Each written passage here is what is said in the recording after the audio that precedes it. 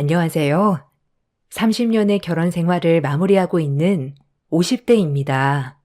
결혼을 하고 나서 이런저런 우여곡절이 많았지만 그 어떤 것보다 요즘 정말 많은 생각을 하게 되는 것 같네요. 결혼이라는 것에 대해서 회의감도 들면서 저와 비슷한 생각을 가지고 계시는 분들도 있으실까 싶어 이렇게 글을 작성하게 되었습니다. 저는 남편과 선을 보고 결혼을 하게 되었습니다. 남편은 중견기업 평범한 회사원이었고 홀어머니의 맏이었습니다. 결혼을 하려고 여러 번 선을 보았지만 마음에 드는 사람을 만나지 못하였는데 저를 만나고서 결혼을 결심했다고 하였죠. 저 역시 집안에서 빨리 결혼을 하라며 재촉을 하면서 남편과 선을 보고 바로 결혼을 하게 되었습니다. 결혼 생활에 대해서 크게 기대를 한 것은 아니었지만 신혼 때부터 고된 시집살이가 시작되었습니다. 줄줄이 남편 밑으로 있는 동생들의 빨래까지 모두 맡아가면서 살림을 해야 했죠. 너는 친정에서 배운 게 뭐가 있니? 아무것도 안 가르치고 이렇게 시집만 덜렁 보낸 거야? 정말 양심도 없지. 어머님, 왜 그러세요? 너는 빨래를 구분해야지. 그냥 막 놓고 빨래를 하면 빨래가 되니? 거기다가 손빨래 해야 하는 것들은 손빨래를 다 해야지. 그냥 세탁기에 돌려버리면 어떻게 하자는 거야? 빨래 구분도 할 줄 모르고 살림하는 애가 어디 있니? 빨리 네 시동생들한테 미안하다고 사과해. 애들이 옷이 엉망이 되었다면서 난리잖니. 형수님, 빨리 좀 제대로 좀 하세요. 빨래물이 다 빠져서 이렇게 다 염색돼 버렸잖아요.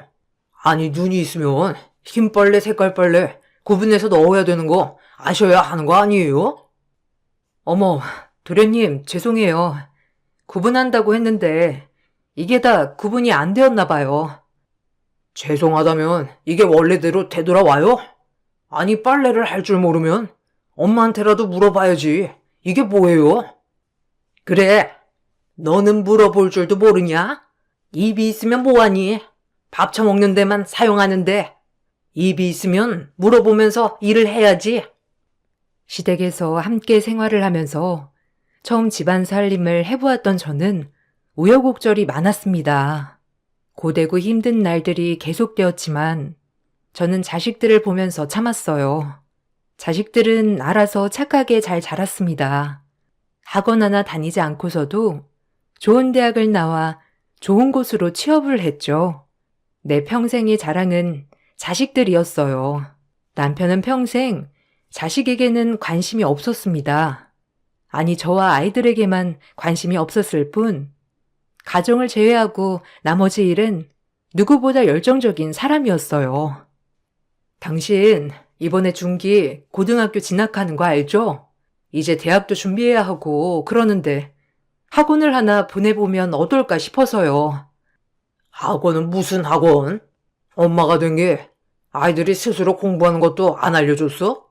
그거 다 땅바닥에 돈 버리는 일이야. 생활비 받고 아껴 쓸 생각을 해야지.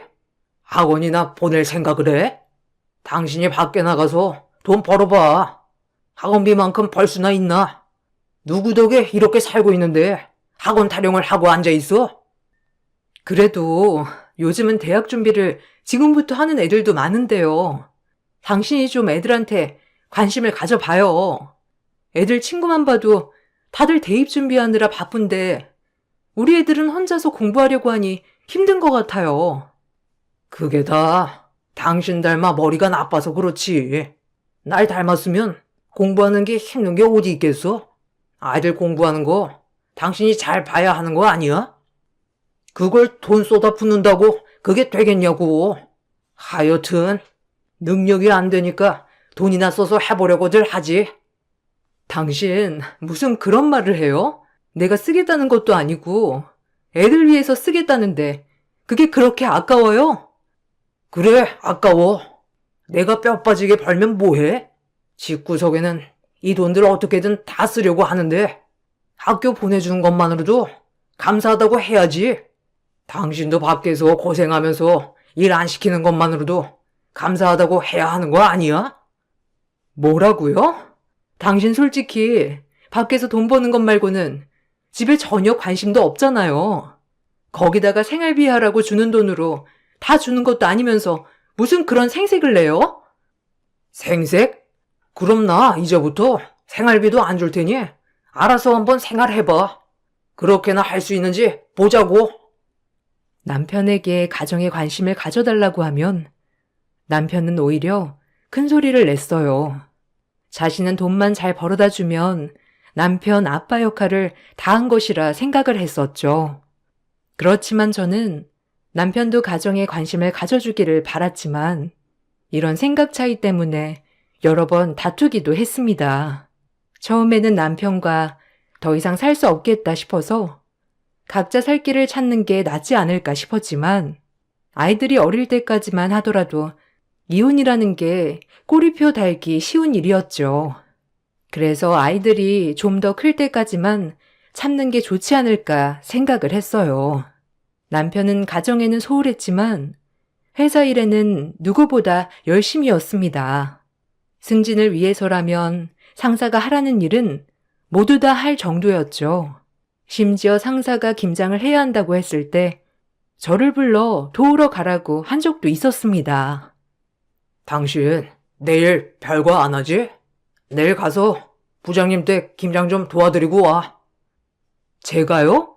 갑자기 김장은 무슨 일이에요? 그냥 가서 하라면 해. 무슨 말이 많아? 부장님 사모님이 김장하는데 사람이 없대. 직원들이 가서 좀 도와줬으면 좋겠다고 해서 내가 당신 갈 수 있다고 했어. 아니, 무슨 말도 안 하고 그냥 갈 수 있다고 하는 게 어디 있어요?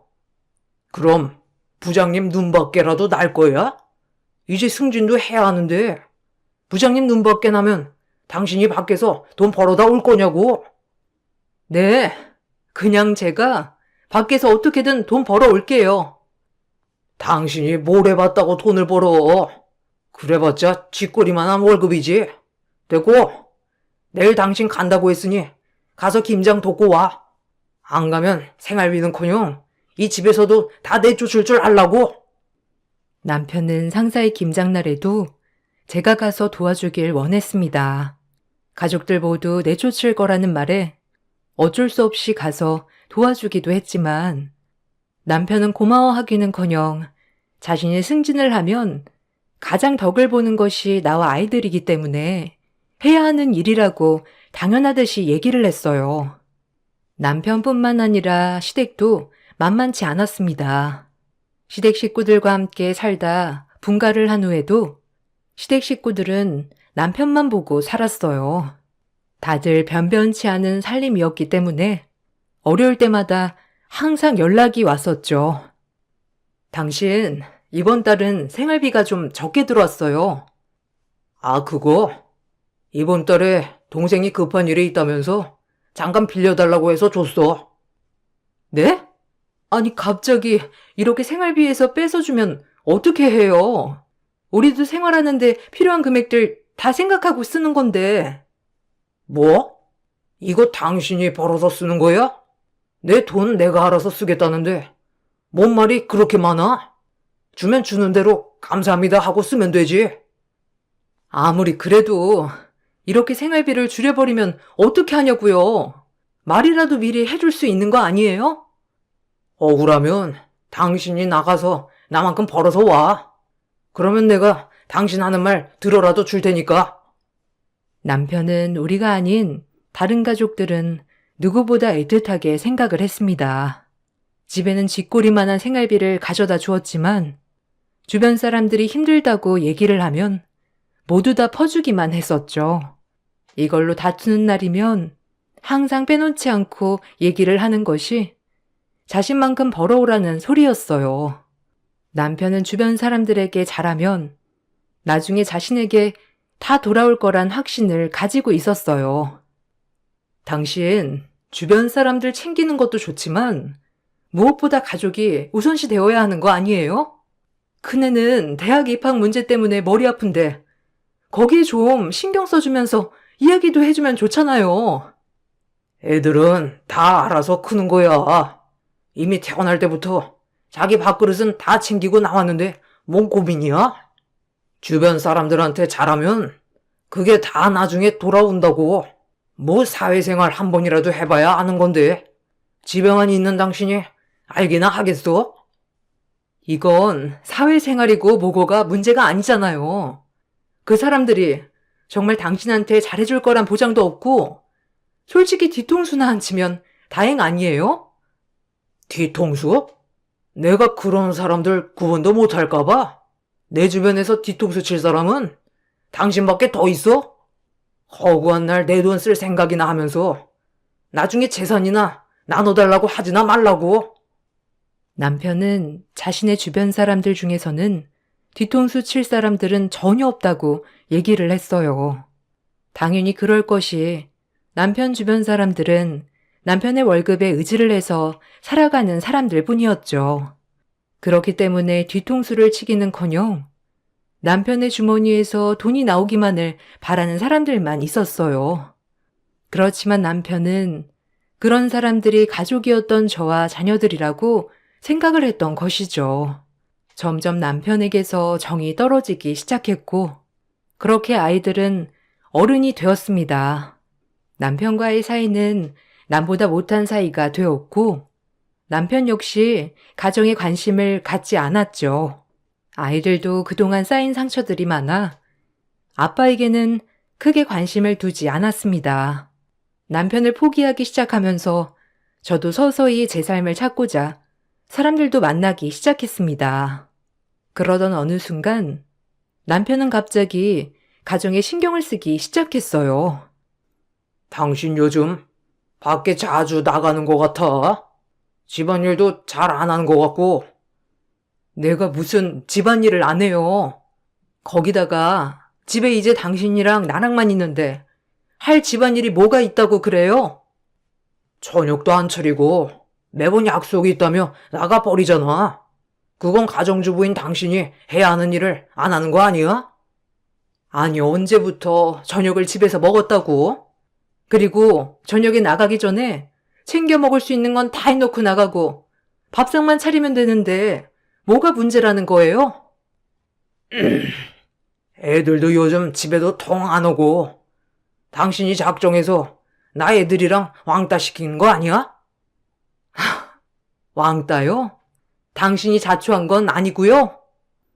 갑자기 가정에 신경을 쓰는 남편의 태도에 어처구니가 없었습니다.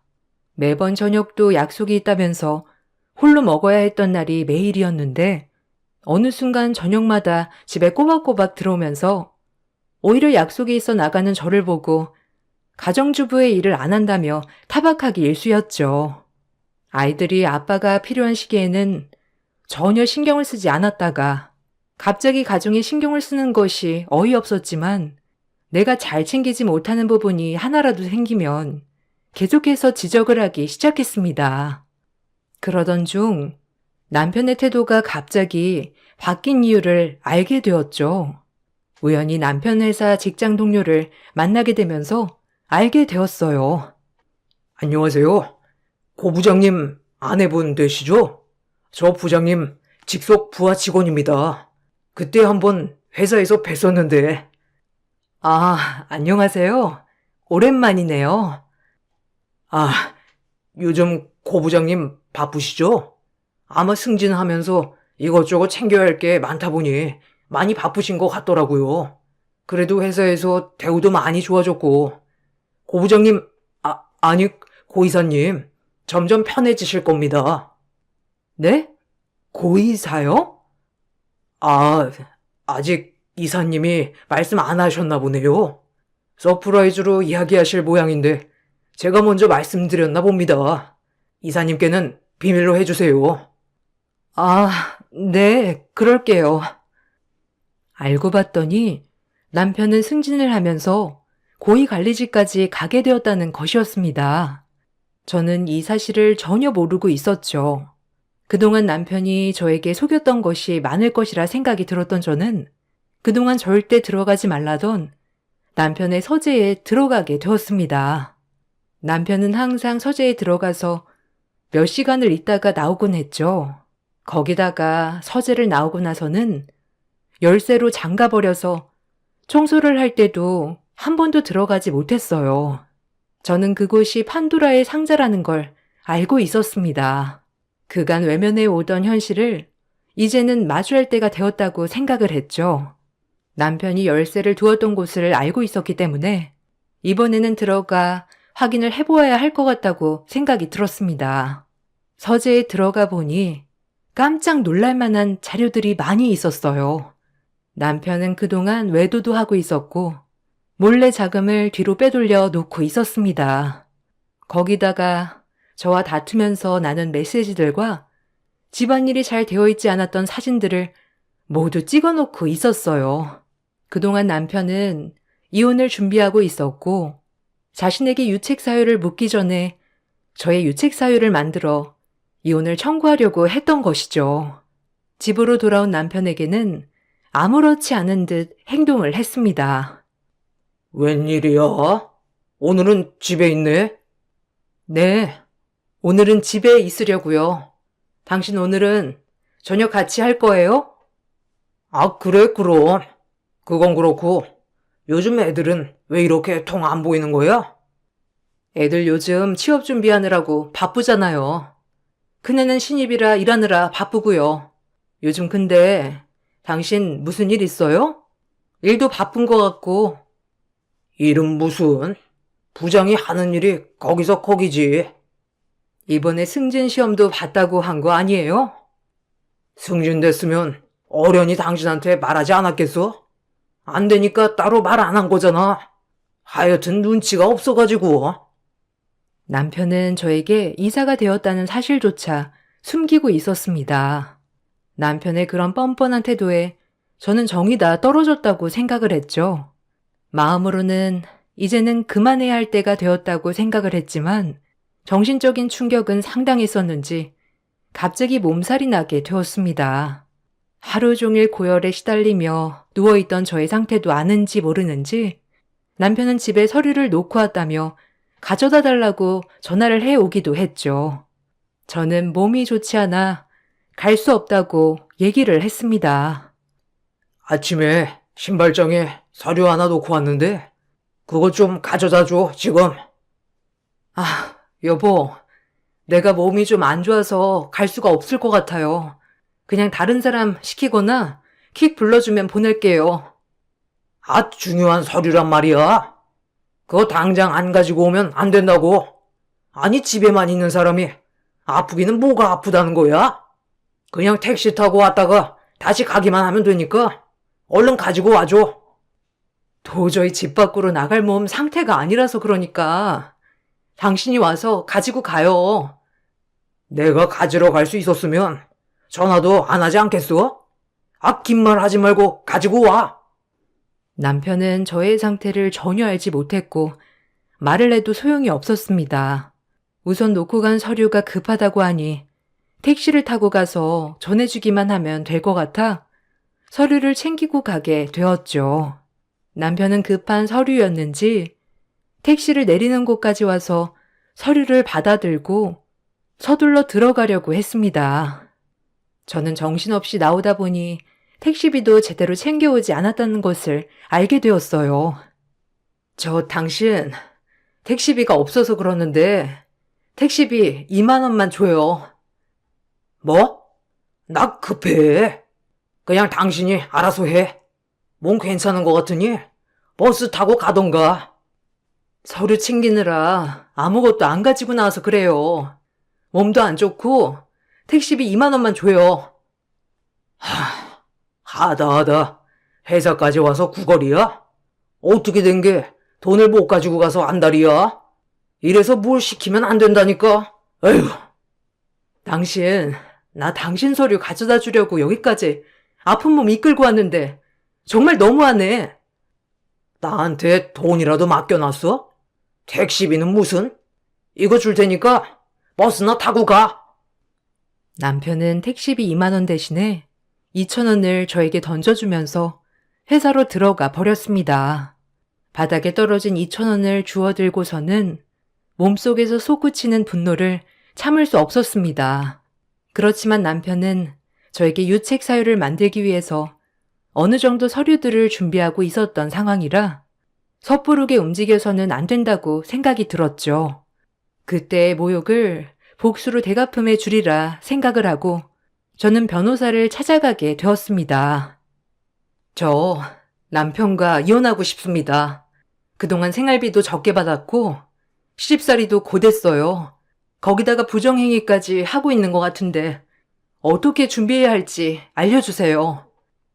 우선 남편분 부정행위에 대한 증거가 필요합니다.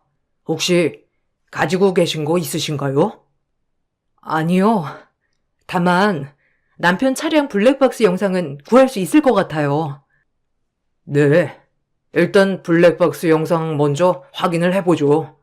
그리고 생활비를 받았던 통장도 한번 살펴보도록 하겠습니다.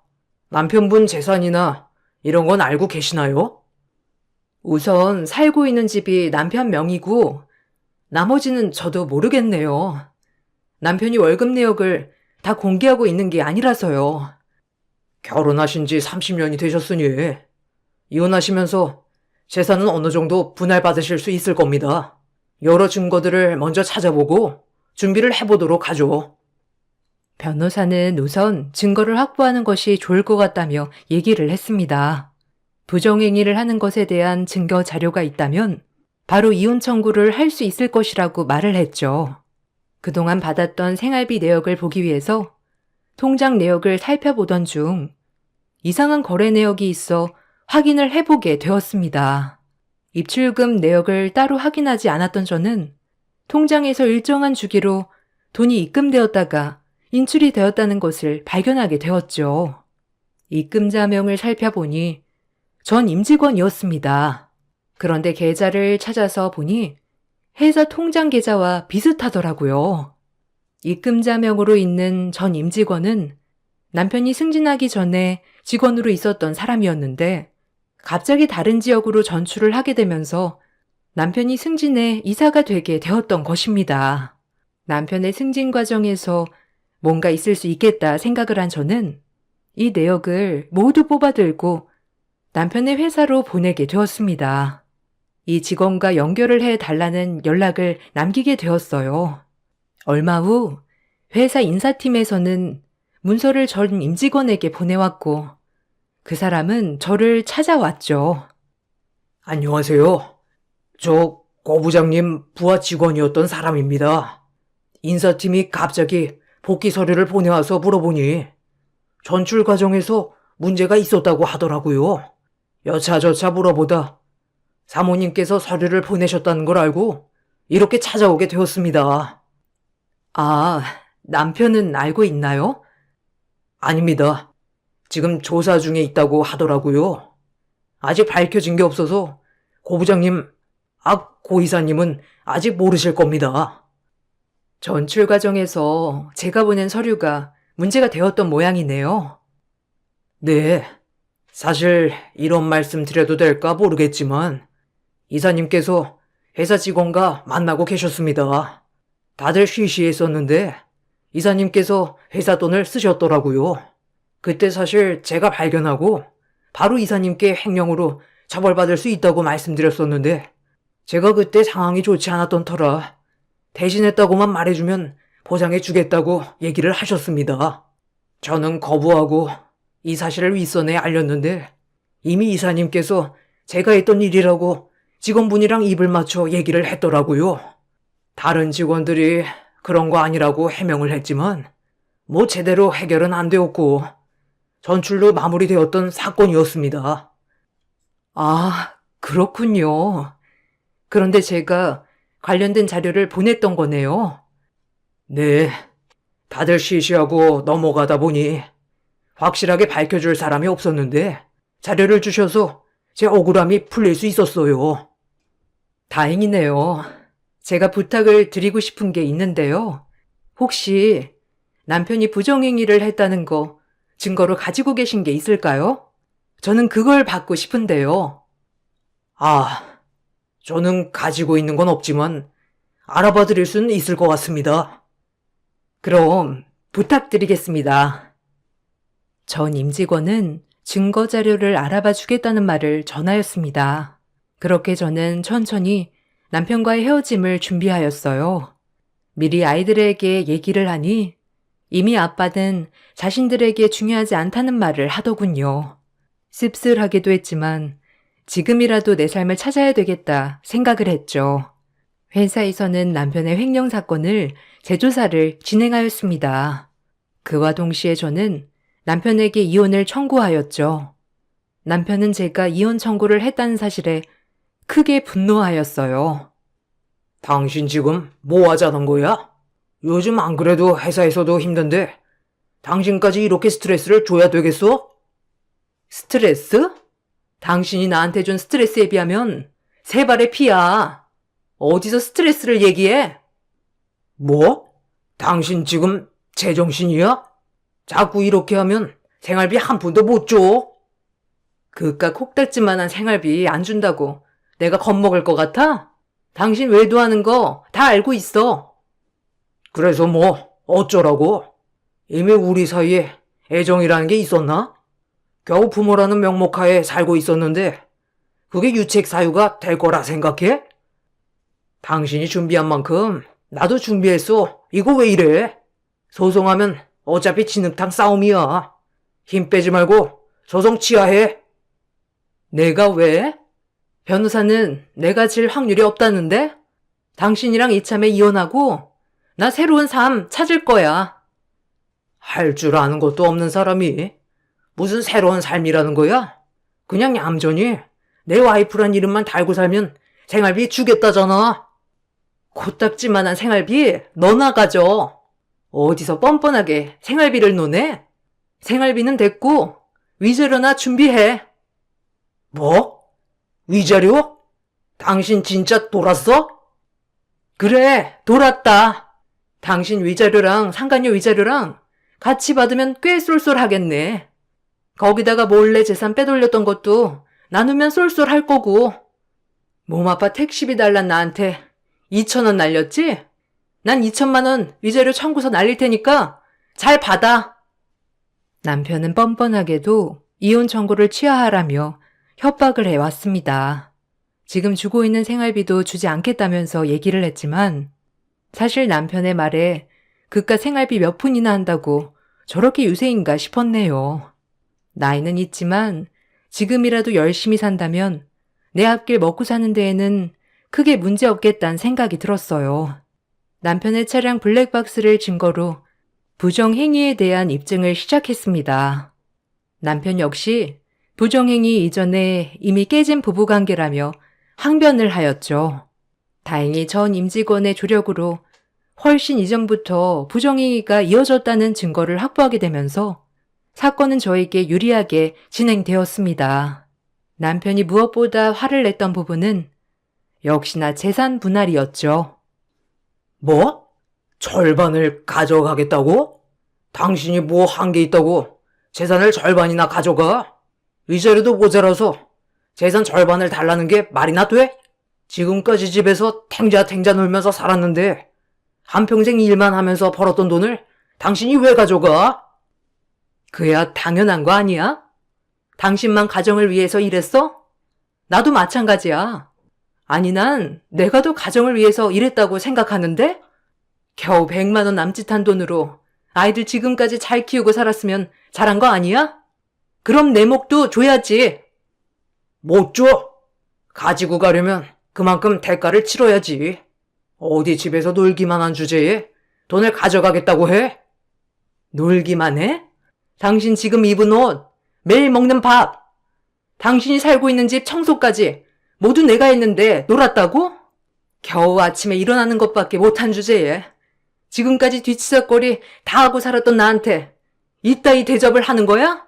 당신 아무리 못났다고 해도 이렇게 못난 줄 몰랐네. 염치라는 게 있으면 지금까지 누리고 살았던 거 감사하게 생각해야지. 하긴 염치가 없으니까 남들한테 지 잘못 뒤집어 씌웠겠지. 뭐? 당신 뭐라고 그랬어? 당신 직원 말이야. 당신이 딴 여자 만나면서 회사 돈 횡령한 거 누가 말했을 거라고 생각해? 그 직원 억울하게 자천되었더라? 그거 잘도 숨겨서 사람 억울하게 만들었던데? 이 사람이 진짜? 역시 당신이 내 뒤통수 칠 줄 알았어. 뒤통수? 웃기지 마. 난 뒷뿐만 아니라 앞도 다 칠 거니까 두고 봐. 그동안 편했지? 당신 손안에 있다고 얼마나 무시했어. 네 잘난 능력 너 혼자서 다 해낸 거라 생각해? 웃기지 마. 넌 내가 없으면 별 볼 일 없는 쓰레기일 뿐이야. 전 남편의 몰락을 위해 냉정하게 이혼을 진행했습니다. 남편은 절대로 저에게 재산을 나눠줄 수 없다고 항변을 했지만 그동안 아이들을 홀로 키우면서 생활에 기여했다는 점이 인정을 받게 되면서 남편의 재산을 반으로 나누어 가질 수 있었습니다. 멍청하게도 남편은 판결을 받는 그 순간에도 외도를 인정했고 위자료까지 수월하게 받을 수 있었죠. 재산 분할 소식이 시모의 귀에 들어갔는지 바로 저에게 연락이 오기도 했습니다. 예, 어미야. 우리 큰애랑 다시 한번 만나보면 안 되겠니? 애가 자기 잘못 반성하고 있단다. 그럴 생각 없습니다. 아니, 사람이 살다 보면 이런저런 실수도 할 수 있는 거지. 어미 너는 실수 한번 안 하고 사냐? 그게 실수라면 저는 평생 실수 한번 안 할 것 같네요. 참, 너 잘났다, 정말. 이래서 큰애가 그런 생각을 했던 거야. 안 사람이 이렇게 깐깐하고 냉정하니. 무슨 재미로 결혼 생활을 했겠니? 같은 여자가 봐도 네가 너무 딱딱한데 밖에서는 부드러운 사람들밖에 없으니 밖으로 돌지. 이게 다 너 잘못도 있는 거니까 다시 생각해 보거라. 제 속 뒤집으려고 오신 건가요? 아니면 남아있는 재산이라도 있을까 싶어 오신 건가요? 예, 너 무슨 말을 그렇게 하니? 막말로 그 재산 네가 번 것도 아닌데 다시 돌려줘야 하는 거 아니냐? 역시나 하나도 달라진 건 없네요. 그렇죠? 재산 반은 제가 가져갔지만 반은 남편이 가져갔습니다. 그거 이미 다 쓰신 거예요? 저는 아직도 하나도 안 쓰고 고이 남겨두고 있는데 이미 다 쓴 거라면 그쪽 상황이 거지 같다고는 생각 안 하시나 보네요. 분할한 재산은 남편이 번 게 아니고 같이 만든 재산입니다. 그리고 그 중에서 제 몫을 받은 거고요. 그게 어떻게 네 몫이야? 돈 한 푼 안 벌어본 네가 어떻게 네 몫이 있을 수가 있어? 남편 멍청한 게 누굴 닮았나 했는데 찾았네요, 어머님. 결정은 제가 하는 게 아니고 법원에서 했고요. 몫을 따지고 싶으시걸랑 법원에 정식으로 항의하시고 한번 따져보세요. 누구 말이 맞나? 그리고 이런 일로 연락하지 마세요. 이제는 남남이니까요, 아주머니. 재산도 줄어들었는데 심지어 횡령 사건이 드러나게 되면서 남편은 회사 이사직도 사임하게 되었습니다. 그와 동시에 남편과 만나고 있던 상간녀도 떨어져 나가게 되었죠. 변변치 않은 상황에 시댁 식구들은 남편이 이혼하고 회사를 그만두고 난 후에도 경제적으로 의존을 했고 남편의 쓸데없는 호의는 계속되었나 보더라고요.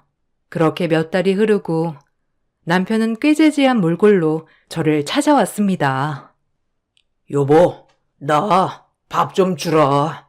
며칠 동안 도시락만 사 먹었더니 속이 부대껴서 미치겠어. 당신이 해준 된장찌개 생각이 나서 염치 불구하고 왔어. 제발 밥 조금만 먹게 해줘. 진짜 멍청해도 이렇게 멍청할 수가. 된장찌개 하나 못해? 지금까지 뭐하고 살았어? 나이 50 먹고 밥도 하나 혼자서 못 차려 먹는 거야? 여보, 내가 잘못했어.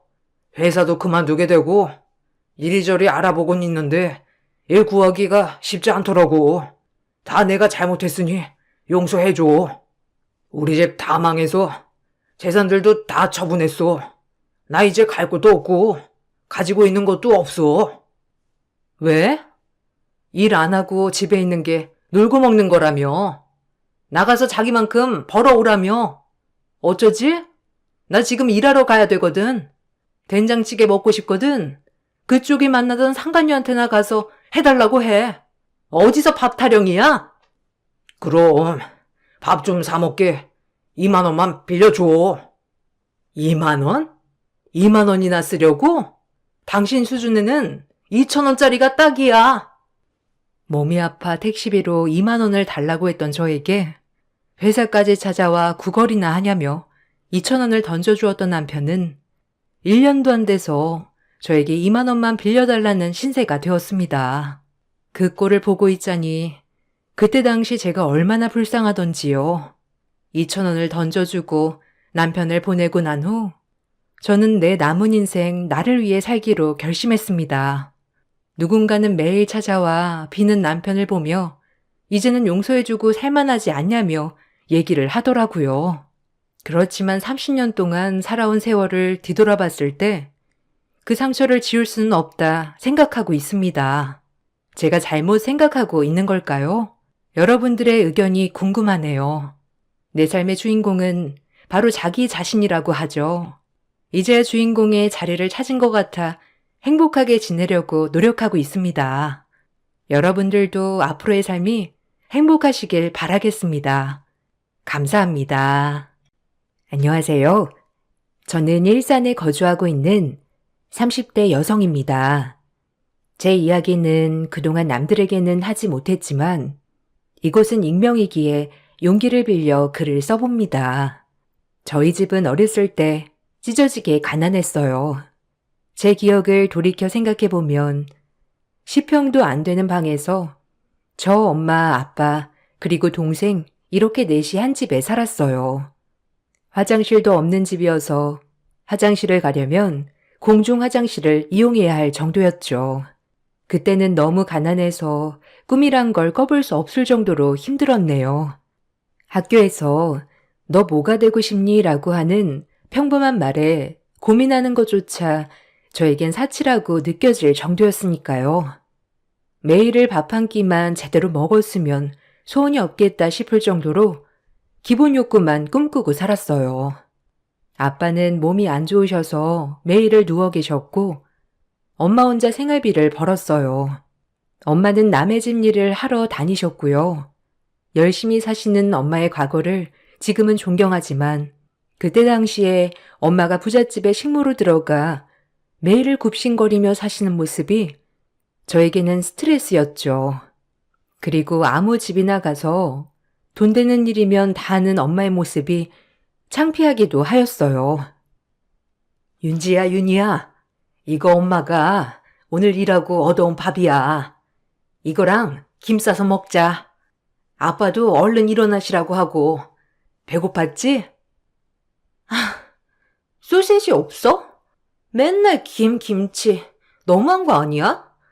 매번 라면 아니면 밥 먹는 날엔 김이랑 김치. 나도 소세지 먹고 싶어. 나도 맛있는 거 먹고 싶어. 이제 맛없어. 김치 먹기 싫어. 소세지 사줘. 아니면 햄이라도 사줘. 나 밥 안 먹을 거야. 미안해. 엄마가 내일은 꼭 일 끝나고 와서 소세지 반찬 구워줄게. 오늘만 이거 먹고 하루만 참자, 응? 오늘 한 끼도 안 먹었잖아. 철없던 저희는 엄마에게 소시지 반찬을 해달라며 반찬 투정을 하곤 하였죠. 지금 생각해도 너무 죄송하네요. 그리고 다음날 저는 학교에서 오다가 엄마가 부잣집 사모님에게 당하는 모습을 보고 모른 척 외면을 하고 말았습니다. 타임머신이 있어 그때 그 시절로 돌아갈 수 있다면 쓰러진 엄마를 꼭 안아드리고 싶은 심정입니다. 그때 당시는 얼마나 철이 없었는지 모르겠어요. 내가 구두 닦아 놓으라고 하지 않았어? 꼭 2번 말하게 해 정말? 사정사정해서 써줬더니만 잘리고 싶어? 똑바로 하란 말이야. 네, 죄송합니다 사모님. 지금이라도 벗어주시면 닦을게요. 제가 오늘 이불 빨래하고 정신이 없어서 한 번만 봐주세요. 엄마는 그 시장 골봉에서 부잣집 아주머니에게 굽신거리며 한 번만 봐달라고 비셨죠. 그런 엄마를 보며 코웃음 치던 부잣집 아주머니 모습을 잊을 수가 없네요. 얼마나 사악하던지. 하지만 전 그런 모습을 보고 바로 뒤돌아 도망칠 수밖에 없었어요. 그렇게 그날 퇴근하고 소세지를 양손 가득 싸온 엄마. 그 소세지를 먹으며 얼마나 눈물이 나던지 그때 이를 꽉 깨물었습니다. 우와, 엄마, 소세지 오늘 사온 거야? 야, 신난다. 너무 맛있어. 소세지 맨날 먹고 싶어, 오늘처럼. 내일도 사올 수 있어? 야, 오늘 먹었으면 됐지. 무슨 또 내일까지 소세지야? 내일은 있는 거랑 그냥 먹어.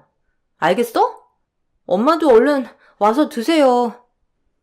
이 소시지가 어떤 소시지인지 다 알기 때문에 마냥 때를 쓸 수는 없었습니다.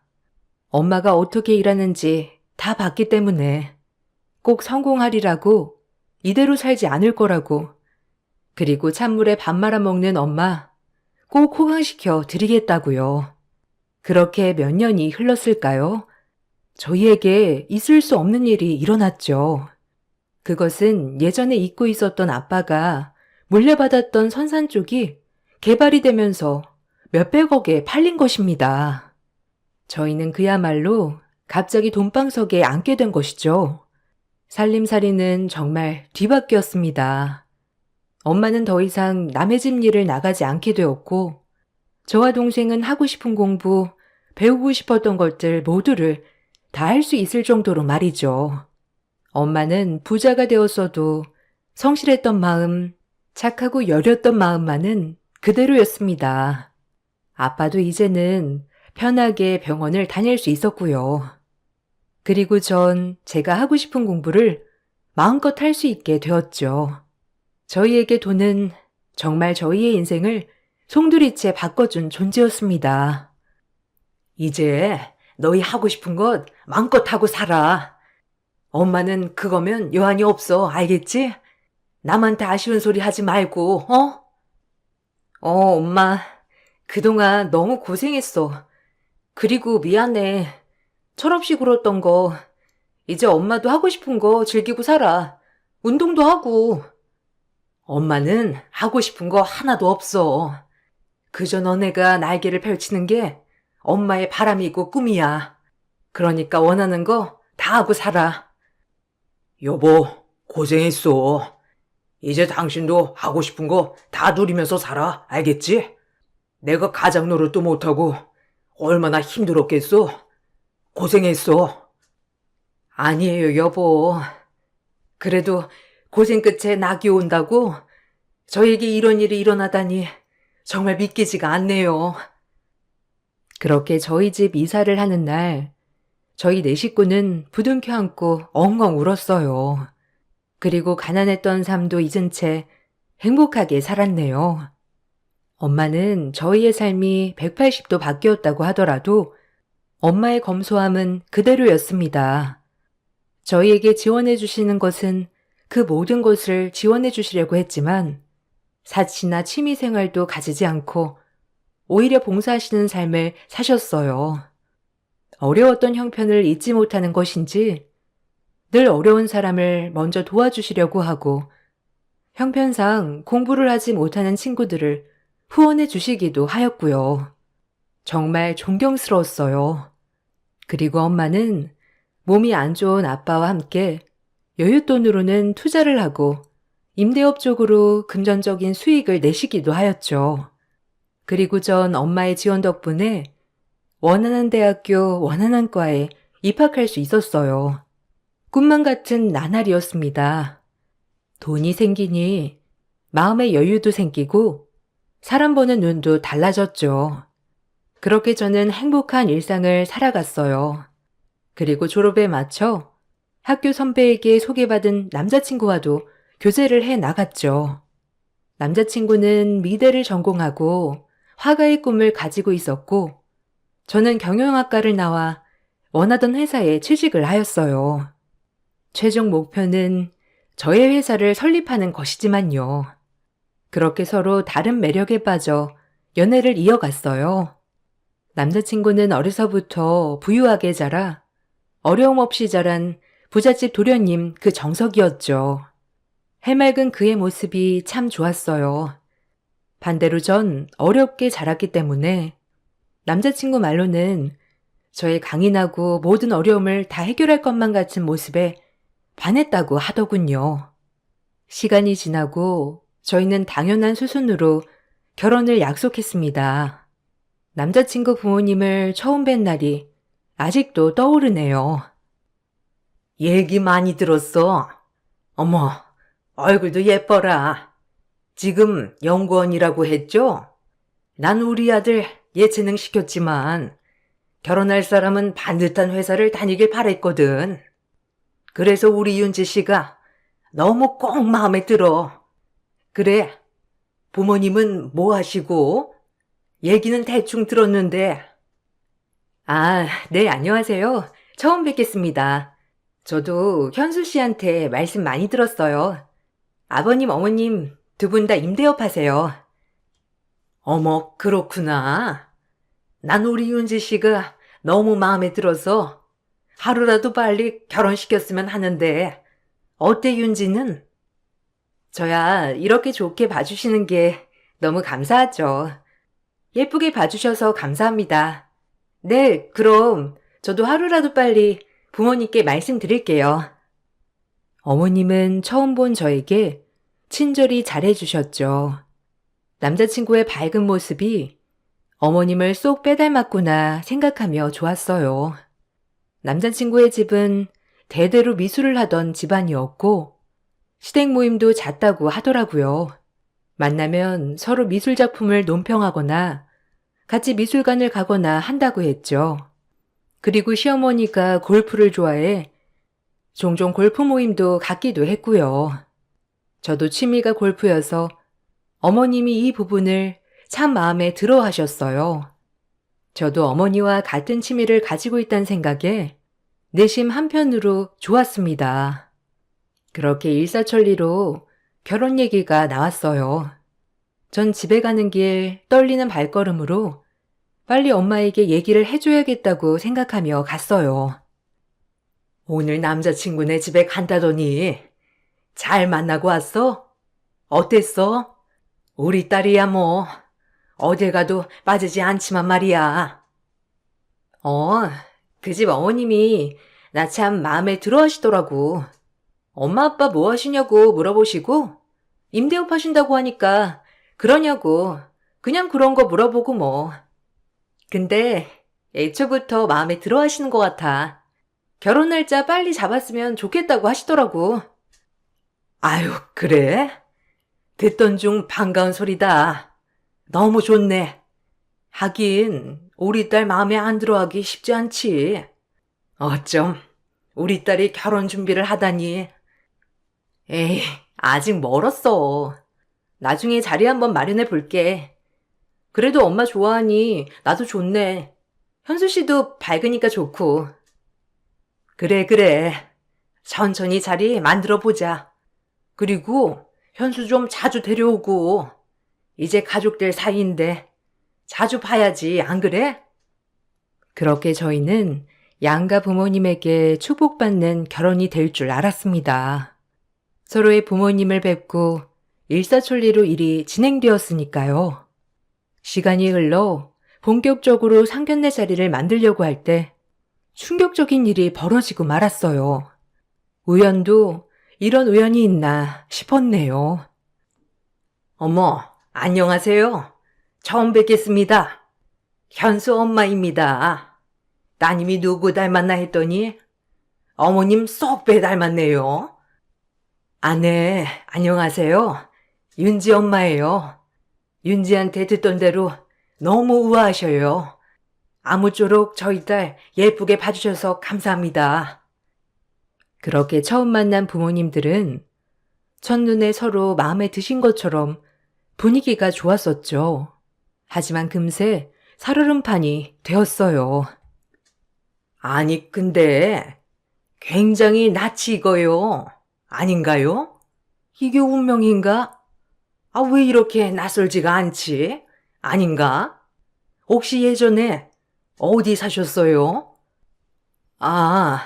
예전에는 저희 수원 쪽에 살았었어요. 그리고 애들 고등학교쯤에 일산 쪽으로 이사 왔는데 혹시 연고가 있으신가요? 어머. 저희도 수원 살았거든요. 아니 어쩐지 낯이 너무 익더라고.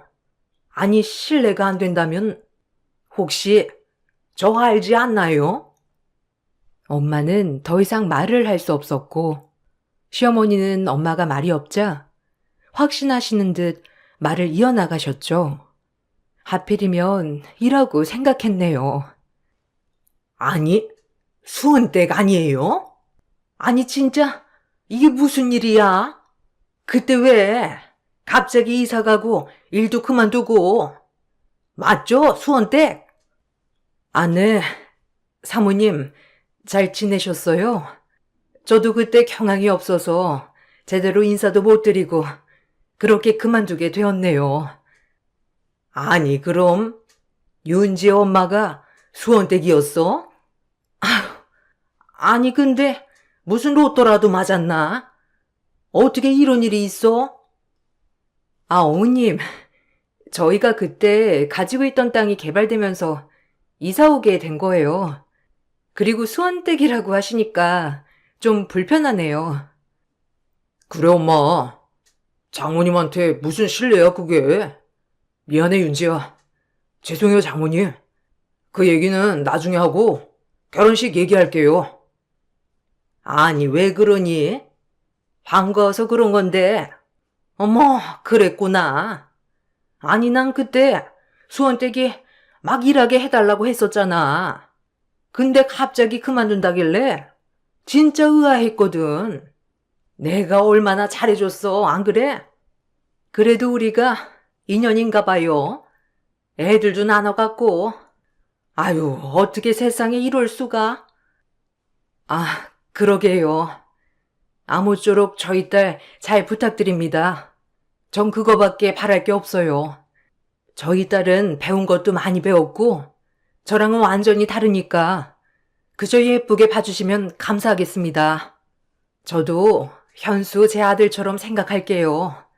현수 잘 키워주셔서 감사해요. 어머, 그럼 수원댁이 우리 집에서 얼마나 열심히 일했어, 안 그래?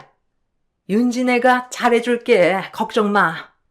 아, 그나저나 우리 애들이랑 별개로 번호 좀 교환하자. 따로 만나고 그러자고. 내가 옛날 얘기할 사람이 자기밖에 더 있어. 번호 좀 알려줘봐. 시어머니는 상견례장에서 저희 엄마에게 지속적으로 반말을 하시며 예전 엄마의 모습을 끄집어내셨죠. 정말 불쾌했습니다. 저희 엄마는 저한테 혹여나 영향이 갈까 그냥 시어머니에게 내내하며 번호를 고스란히 주었죠. 정말 속이 부글부글 끓었습니다. 수원댁, 내가 연락할게. 따로 만나자고. 윤지랑 현수는 그럼 다음에 보고. 어머, 웬일이니, 진짜? 인연이다. 네, 그럼 들어가세요. 현수도 들어가고. 오늘 식사 너무 즐거웠습니다. 안녕히 가세요. 그럼 이만. 상견례는 끝이 났지만 정말 기분 나쁜 시간이었습니다. 내색하지 않는 엄마를 보고 있자니 속이 부글부글 끓고 답답했죠. 아니 엄마, 사모님이 뭐야 사모님이? 엄마가 무슨 예전에 남의 집 살림하던 사람인 줄 알아? 오히려 그게 더 날 위축되게 만든다는 거 몰라서 그래?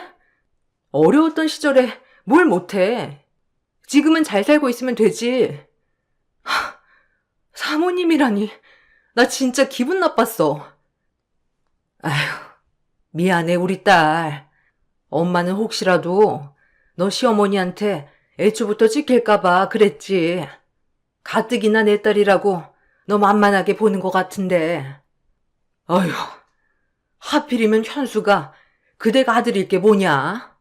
엄마 때문에 너만 곤란하지? 미안해. 그러려고 그런 게 아닌데. 엄마가 뭐가 미안해. 난 엄마의 태도에 화가 났던 건데. 앞으로 현수 어머니한테 사모님이라고 하지 마.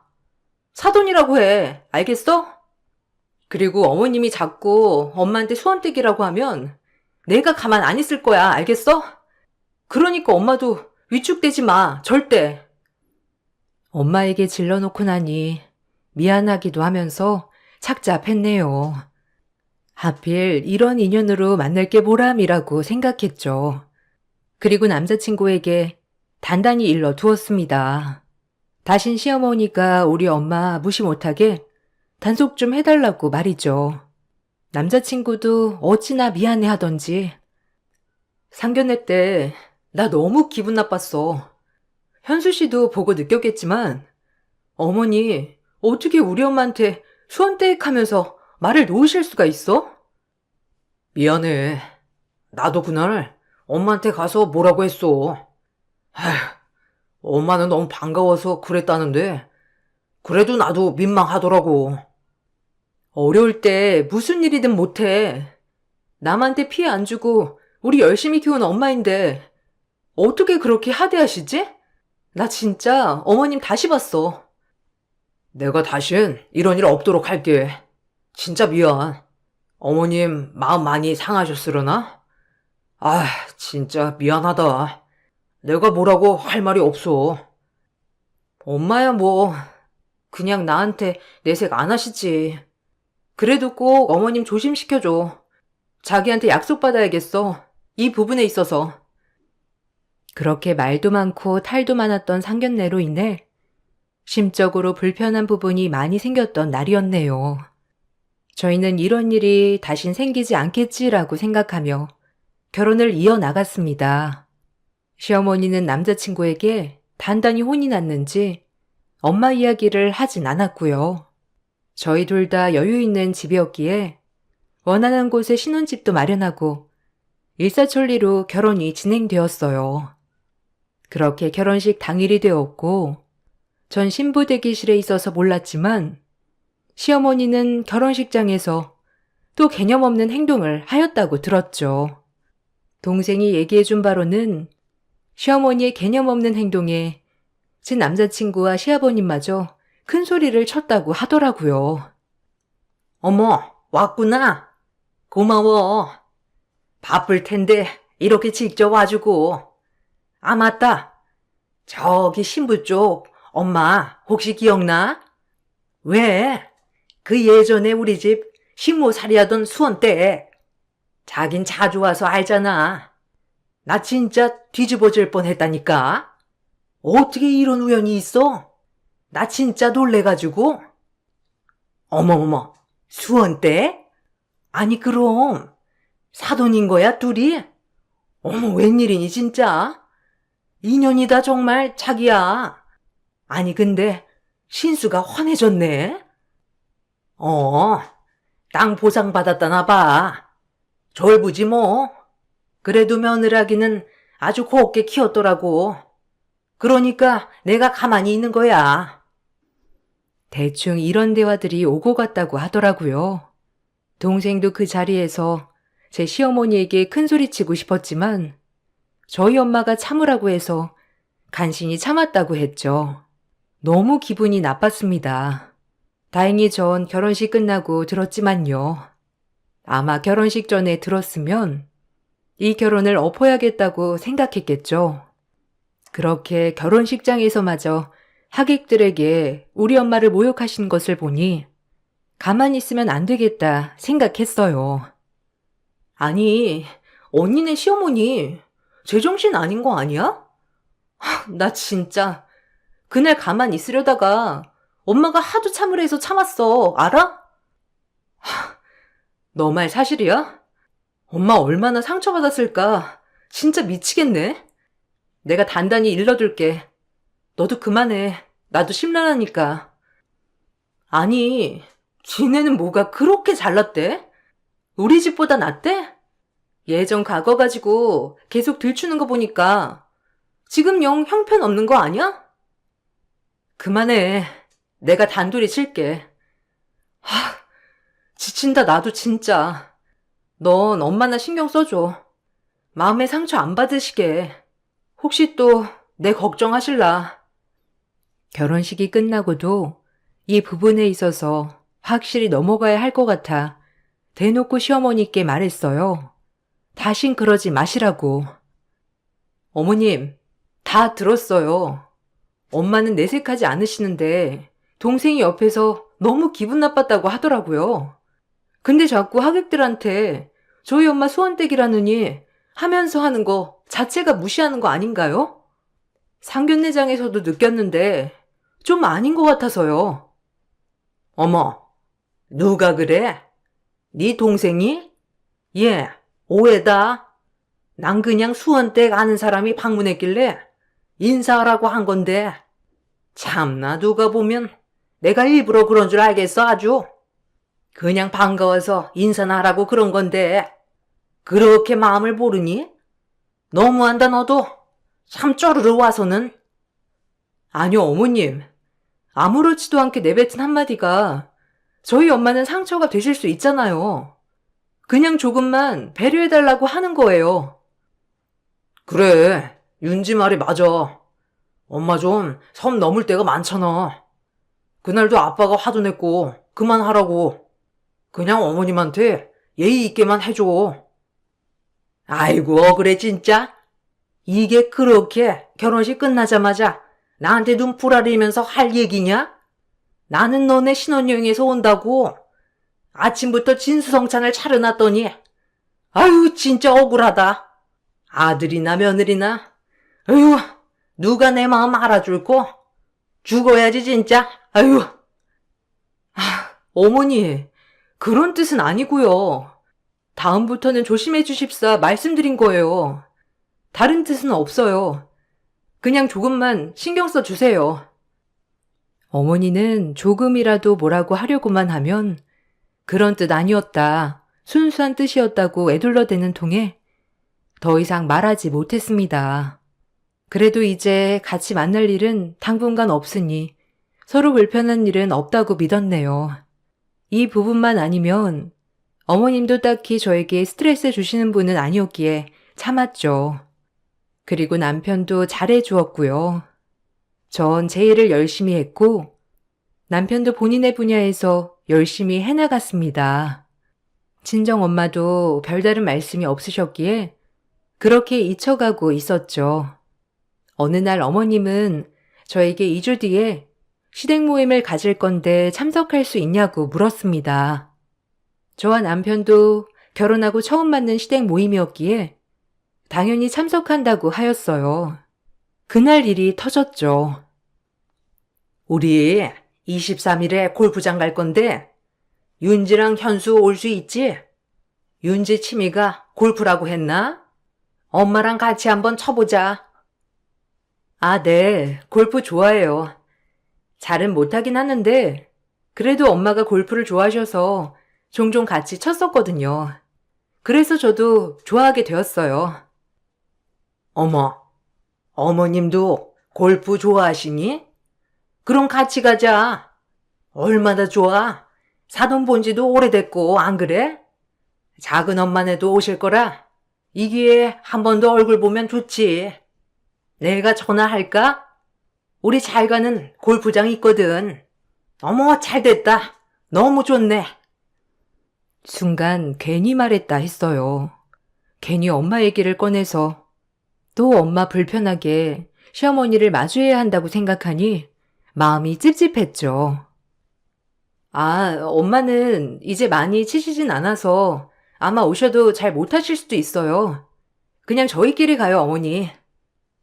어머, 원래 자주 봐야 친해지는 법이야. 내가 전화할게. 오랜만에 사돈 얼굴도 보고 얼마나 좋아? 너네가 그날 필드 나갈 옷 사줄까? 아, 아니요. 많아요. 괜찮습니다. 그럼 2주 뒤에 현수 씨랑 같이 필드에서 뵐게요. 저희 엄마 만약 시간 괜찮으시면 저희가 모실게요. 그래. 어여 가봐. 늦었다. 그날 보자꾸나. 어머, 골프 연습 좀 해야겠는데 우리 며느리 보여주려면. 그렇게 찝찝한 기분을 뒤로한 채 집으로 돌아갔습니다. 그리고 고대하던 그날이 되었죠. 엄마는 시어머님의 전화를 받고 그래도 이렇게 모임을 하자고 하셨는데 어떻게 거절하냐며 그날도 저희와 같이 골프장에 갔습니다. 전 혹시라도 시어머님이 말실수를 하게 될까봐 여기 눈치 저기 눈치를 보고 있었죠. 그렇게 남편과 저, 엄마 셋이 골프장에 도착했을 무렵 시댁 식구들이 보였습니다. 어머님, 저희 왔어요. 연습 많이 하셨어요? 요즘 저도 골프를 많이 못 쳐서 폼이 엉망일 텐데 걱정이에요. 어머, 왔구나. 내가 어제 어찌나 설레던지. 며느리랑 골프라니 너무 좋지 않니? 사돈 오셨어요? 기대되네요, 사돈 실력. 그렇게 저희는 골프를 치기 시작했어요. 저희 엄마와 저는 골프를 자주 쳤었기 때문에 오랜만에 치는 거였어도 꽤 실력이 있었죠. 어머님은 본인보다 저희 엄마가 골프를 잘 치는 모습을 보더니 심술이 나셨는지 얄미운 말에 시동을 걸기 시작했어요. 아니, 윤지 친지 오래됐다더니 프로 같다, 야. 현수랑도 자주 치러 다니는 거야? 아유, 오늘따라 공이 안 맞네, 진짜. 에이, 아니에요. 저희가 오늘 컨디션이 좋은 것 같아요. 어머님이랑 작은 어머님도 잘 치시는데요? 그리고 잠깐 쉬는 타임 때 밥을 먹으러 내려갔어요. 밥을 먹을 때도 저희 엄마는 여전히 불편해 보이셨지만 최대한 티를 안 내셨어요. 아니, 장모님, 진짜 골프 얼마나 치신 거예요? 너무 잘 치셔가지고 놀랬어요. 저랑 윤지랑 종종 와서 같이 쳐요. 아유, 배부르다. 밥 다 먹었으니까 커피 한 잔 하고 싶네. 안 그래, 동서? 아니, 커피 하니까 또 생각난다. 수원댁이 내 커피 취향 기똥차게 잘하는데 안 그래요? 동서도 알잖아. 내가 말 많이 했잖아. 기억하지? 오랜만에 수원댁이 사다 준 커피 먹고 싶네. 뚫린 입이라고 저런 식으로 나오는 걸 보니 화가 머리끝까지 솟았죠. 그리고 시어머니가 왜 골프 모임에 저희 엄마를 불렀는지 다시 한번 본인이 우리 엄마 위에 있다고 고지하고 싶었던 것이었죠. 정말 그때만큼은 참을 수가 없었어요. 남편도 마찬가지였고요. 사돈, 그래도 계속 수원댁 듣기가 거북하네요.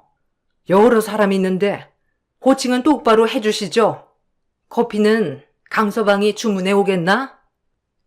아니, 어머님, 지금 또 수원댁이라고 하신 거예요? 지금 저희 엄마는 그렇게 불릴 뿐이 아니라고요. 그때 엄마가 일어나시더니 조용히 옆 카페에 가서 커피를 주문하고 있는 남편 곁으로 가 카드를 내미셨습니다. 다른 직원들이 덩달아 나오면서 저희 엄마에게 소리를 쳤죠. 그 한마디에 시어머님, 작은 어머님 등 시댁 식구들의 입이 떡하니 벌어졌고요. 아주 통쾌했네요. 아유, 사장님, 저한테 말씀하시지. 여기서 이런 일 하시면 저희 다 죽어요. 저희한테 시키세요, 네? 아, 왜 계산을 직접 하세요? 아니에요. 우리 사이가 주문하는데 계산만 제가 해주려고요. 고마워요, 도와주려고 해서. 제가 할 테니 천천히 일 보세요. 엄마는 그렇게 말을 했지만 직원은 다른 직원들을 시켜 엄마에게 들어가 계시라고 하며 거의 무릎을 꿇다시피 하였습니다. 저희 엄마는 이 골프장을 소유하고 있는 사장이었어요. 어머님, 아버님께는 간단한 임대업이라고 소개했지만 엄마는 재테크 수완이 좋아 건물, 골프장, 주택 등을 매입하여 번 돈에서 돈을 더 불렸습니다. 그리고 그 번 돈으로 어려운 학생들을 많이 도와주는 삶을 살고 계셨죠. 골프장 직원들이 모두 엄마를 알아보고 저희 엄마 포함하여 시댁들을 VIP 대접을 하며 극진히 모시자 시어머니는 많이 놀란 눈치였더라고요. 단순히 졸부인 줄 알았는데 그래서 졸부코 좀 납작하게 해주려고 했는데 그냥 졸부가 아니었으니 말이죠. 어머니, 이제 아셨어요? 저희 엄마 이렇게 취급당하실 분 아니고요. 옛날에 진짜 너무 힘들어서 저희 먹여 살리려고 어머님 댁에서 잠깐 일했던 거예요. 지금 어머님은 저희 엄마 불러내서 어머님이 떨어진 자존감을 채우려고 하셨나 본데 번지수 잘못 찾으셨어요. 예, 너는 무슨 말을 그렇게 하니? 내가 자존감을 채우려고 너네 엄마를 불러내? 너 날 아주 저급한 사람 취급하는구나. 맞잖아요. 은근히 수원댁 하면서 무시하고 누가 어머니 속을 모를 줄 아세요? 현수 씨 보기 창피하지도 않으시죠? 이게 말이라고 딴 줄 아나? 가정부 딸년 그나마 지금 좀 봐줄만 해서 결혼 허락했더니 내가 널 진짜 예뻐한 줄 알아? 그 말이 끝나기가 무섭게 저희 엄마는 들고 있던 아이스 아메리카노를 시어머니 얼굴에 대차게 부으셨습니다. 그리고 비명을 지르는 시어머니를 무시한 채 한마디 날리셨죠. 아주 통쾌했네요. 주변 사람들도 아무도 말리지 않았거든요. 뭐? 이게 보자니까? 보자기인 줄 아나? 너 내가 참고 있었던 거는 우리 딸이 네 며느리기 때문에 혹시라도 나 때문에 밉보이지 않을까 전전긍긍했던 거야. 네가 불러내도 정말 유치하고 싫었지만 어쩔 수 없이 나온 거야, 알아? 누가 네 속셈 모를 줄 알아? 은근 사람들 앞에서 깔보고 무시하고 세상에 돈 없어서 내가 너 돈 훔친 것도 아니고 내가 우리 딸들 밥 먹이려고 네 집에서 일한 건데 그게 그렇게 지금까지 조롱거리니? 이 저급한 것! 현수를 봐서라도 아무 말 안 하려고 했는데 감히 내 딸한테 딸년? 가정부 딸?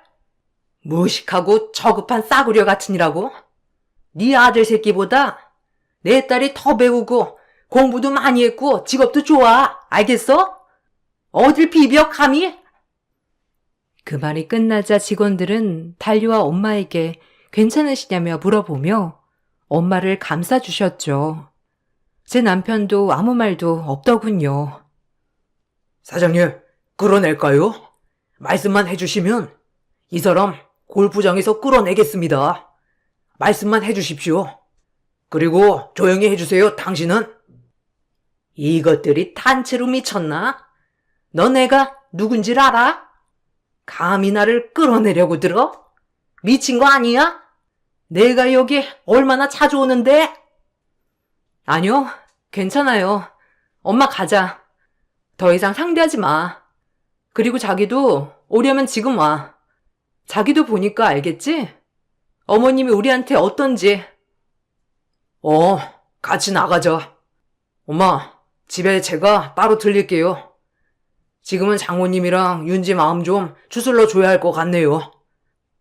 현수, 너는 이리 안 와? 어딜 간다고 하는 거야? 네가 내 아들인데 내가 이 꼴을 당했는데 지금 그냥 간다는 거야? 엄마를 두고? 남편은 크게 한숨을 쉰 채 엄마와 저를 챙기고 짐을 챙겼습니다. 앞에서 시어머니가 고래고래 소리를 질러댔지만 아랑곳하지 않았어요. 그렇게 남편, 저 엄마, 이렇게 셋은 골프장을 빠져나와 엄마네 집으로 향했어요. 엄마는 차에 타자마자 사위에게 한마디 하셨어요. 현수야, 내가 참았어야 했는데 나한테 그렇게도 좋은 게 좋은 거라고 넘기려 했는데 우리 딸한테 그런 식으로 말하니까 너무 화가 나서 참을 수 없었어. 아니요, 장모님. 마음 충분히 이해합니다. 저희 엄마가 지나치셨어요. 제가 대신 사죄드립니다. 죄송해요, 어머님. 엄마, 미안해. 엄마는 하나도 잘못한 거 없어. 다 내 잘못이지 뭐. 시어머니랑 엄마랑 직접적으로 안 부딪히면 된다는 아니란 생각에. 그런 말 마라. 엄마는 그래도 다 너 생각해서 온 거니까. 그렇게 엄마 깔보더니 이기에 아주 잘 됐어. 다신 무시 못할 거야. 엄마는 그렇게 말씀하시면서 내심 통쾌해 하시는 것 같았어요. 그리고 시어머니에겐 그날 밤 부재중 전화만 14통이 왔죠. 남편과 전 받지 않았습니다. 그리고 철저히 무시했죠. 다행히 남편도 저의 편이 돼주었기 때문에 결국 시어머니는 저에게 사과를 하셔야 했습니다. 그게 진심인지 거짓인지 모르겠지만요. 그래도 저희 엄마와 저에게 사과를 해주어서 마음은 좀 살 것 같았어요. 미안하다. 언제적 수원댁인데 지금 너무 잘 사는 모습을 보니 내가 배 아파서 그랬나 보다. 참 나도 내가 왜 그랬는지 미안해 아가야. 그리고 어머님께 미안하다고 꼭 전해주렴. 내 전화는 통 받지 않으시니 어쩌겠니? 나 반성 많이 했어. 어머님이 반성 많이 하셨다니 다행이네요. 저희 엄마도 화가 풀리면 받아주시겠죠. 어쨌든 현수 씨도 있고 하니까 저도 사과는 받을게요. 다신 안 그러셨으면 좋겠어요. 다음번에 한 번 더 저희 엄마께 무리하게 구시면 그땐 저는 어머님과 인연 끊을 거예요. 현수 씨도 동의한 얘기고요. 시어머니가 애걸복걸 사과하셔서 저도 남편을 생각해 사과는 받았어요. 그리고 저희는 남편만 겨우 왕래하지만 저에게 일절 강요는 안 하시네요. 저희 엄마는 아예 상종도 안 하시고요. 남편도 중간에서 힘들어하지만 자기 엄마 잘못이 훨씬 크다는 걸 알아서인지 자기 엄마 탓만 해서 봐줄만 하네요. 그나마 남편이 철저히 제 편이 돼주어서 버틸 수 있었습니다. 이 글을 쓰는 지금도 아직까지 엄마의 마음에 상처가 되지 않았을까 화딱지가 나지만 그래도 시어머니께 된통 본때를 보여주고 나니 그 기회에 잘했다고 생각이 드네요. 여러분도 혹시 답답한 일이 있거나 억울한 일이 있으면 꼭 참지 말고 뱉으시길 추천드립니다. 한편으론 착한 사람이 위너가 되는 세상이 아니더라고요. 착해도 할 말은 다 하고 살아야 상대편이 찍소리도 못한다는 걸 깨달았거든요. 제 글 읽어주셔서 감사드리고 새해에 모두 건강하세요. 안녕하세요. 경기도에 거주하고 있는 40대 주부입니다. 매번 사연만 시청하다가 제 이야기를 한번 써보려고 생각이 들어 사연을 보냅니다. 저는 태어날 때부터 감사하게도 부모님의 사랑을 듬뿍 받고 자랐습니다. 엄마 아빠가 아이를 간절히 원하시다가 저 하나를 어렵게 가진 거라고 하셨죠. 그래서 그런지 어려서부터 부모님이 제가 하고자 하는 모든 것들은 감사하게 다 지원해 주셨네요. 딸이 하나밖에 없기도 하였고 늦은 나이에 저를 낳으셨기 때문이었죠. 저는 그래서 하고 싶었던 무용을 놓지 않고 꾸준히 할 수 있었어요. 대회에 나가면 1등할 정도의 실력은 아니었고 입상 정도의 실력이었네요. 그래도 부모님은 저에게 본인들에게 1등이면 됐다고 하시며 항상 응원을 해주시는 고마운 분들이었어요. 그렇게 행복한 어린 시절을 보내고 성인이 되었죠. 꾸준히 무용을 해온 덕분에 대학교도 무용과로 진학을 하게 되었습니다. 졸업만 한다면 부모님은 무용학원도 차려준다고 하실 정도로 저를 지지해 주시고 응원해 주셨네요. 그렇다고 저희 집이 풍족하거나 여유로운 것은 아니었어요. 그저 하나 있는 딸 하고 싶은 거 다 할 수 있도록 노력하신 것이었으니까요. 전 그분들의 그런 마음을 감사히 여기며 하루하루 살아갔습니다. 대학교를 졸업하고 학원을 운영하기 전 우연한 계기로 초등학교 방과 후 교사로 학생들에게 무용을 가르칠 기회가 있었죠. 애들을 가르치는 것도 나중에 좋은 경험이 될 것 같았기에 저는 마다하지 않고 열심히 가르쳤습니다. 학교 방과 후 교사로 일하는 동안 우연한 기회로 초등학교 선생님인 지금의 남편도 만났죠. 남편은 선생님으로서 아이들의 기감이 될 정도로 훌륭한 인품을 가진 사람이었습니다. 처음엔 학생들을 열심히 가르치는 모습이 멋있어서 반했지만 남편은 알면 알수록 정말 열심히 사는 남자라서 더 멋있었네요. 남편과 가까워지면서 들은 얘기로는 낮에는 학교에서 아이들을 가르치고 밤이면 물류창고에서 아르바이트도 했죠. 아침 저녁으로 열심히 사는 모습이 저에게 자극도 되었네요. 남편의 형제는 형과 여동생이 있다고 했습니다. 형은 고시 공부를 하고 여동생은 아직 너무 철이 없어 일을 하지 않는다고 하였죠. 아버지가 일찍 돌아가신 탓에 모든 가장의 무게를 남편이 다 짊어지는 것 같았어요. 하지만 남편은 불평불만 없이 그저 식구들이 배부르게 살 수 있다면 그걸로 되었다고 늘 천진난만하게 웃는 남자였네요. 그런 사연에 저는 남편에게 모성애가 생긴 것 같았죠. 어느덧 남편이 걱정되고 도시락도 싸주고 늘 용기를 주는 존재가 되었습니다. 그렇게 저희 둘은 행복했어요. 하지만 행복도 잠시 남편은 저에게 같은 짐을 짊어지게 할 수 없다고 이별을 고했습니다. 정말 마음이 아팠네요. 우리 헤어지자. 아무래도 지금 그만하는 게 좋을 것 같아. 넌 귀한 집 하나밖에 없는 딸이고 나랑 만나게 된다면 내가 짊어지고 있는 이 가장의 무게를 같이 나눠야 할 수 있는데 너한테 그런 부담 주고 싶지 않아. 이쯤 하는 게 나을 것 같아. 말이 돼? 난 괜찮아. 충분히 내가 다 감당할 수 있다고 했잖아. 이제 와서 헤어지자는 거야? 내가 당신 얘기를 몰랐던 것도 아니고 다 알면서도 당신 선택한 건데 이제 와서 헤어지자고? 당신 너무 이기적인 거 아니야? 진짜 실망이다. 그러면 어떡해. 내 형편은 더 이상 나아질 기미도 없고 우리 형 이번에 또 떨어졌어. 이 삶이 언제 끝날지 모른다고. 지금은 혼자 짊어지니까 그렇지. 그래도 같이 나눠 가지면 자기도 괜찮을 거야. 내가 싫어지거나 질린 게 아니라면 헤어지자고 하지 마. 난 이미 당신 얘기 들었을 때부터 각오했던 일이야. 부모님도 처음에 반대하시겠지만 그래도 내 행복만을 가장 바라시는 분들이니까 분명 이해하실 거야. 그러니까 헤어지자고 하지 마. 알겠지? 아주 한 번만 그 소리 더 해봐. 내가 너 볼 면목이 없다. 우리 형이랑 동생 책임질 수 있어? 우리 엄마 나만 보고 살아. 엄마도 몸도 안 좋으시고.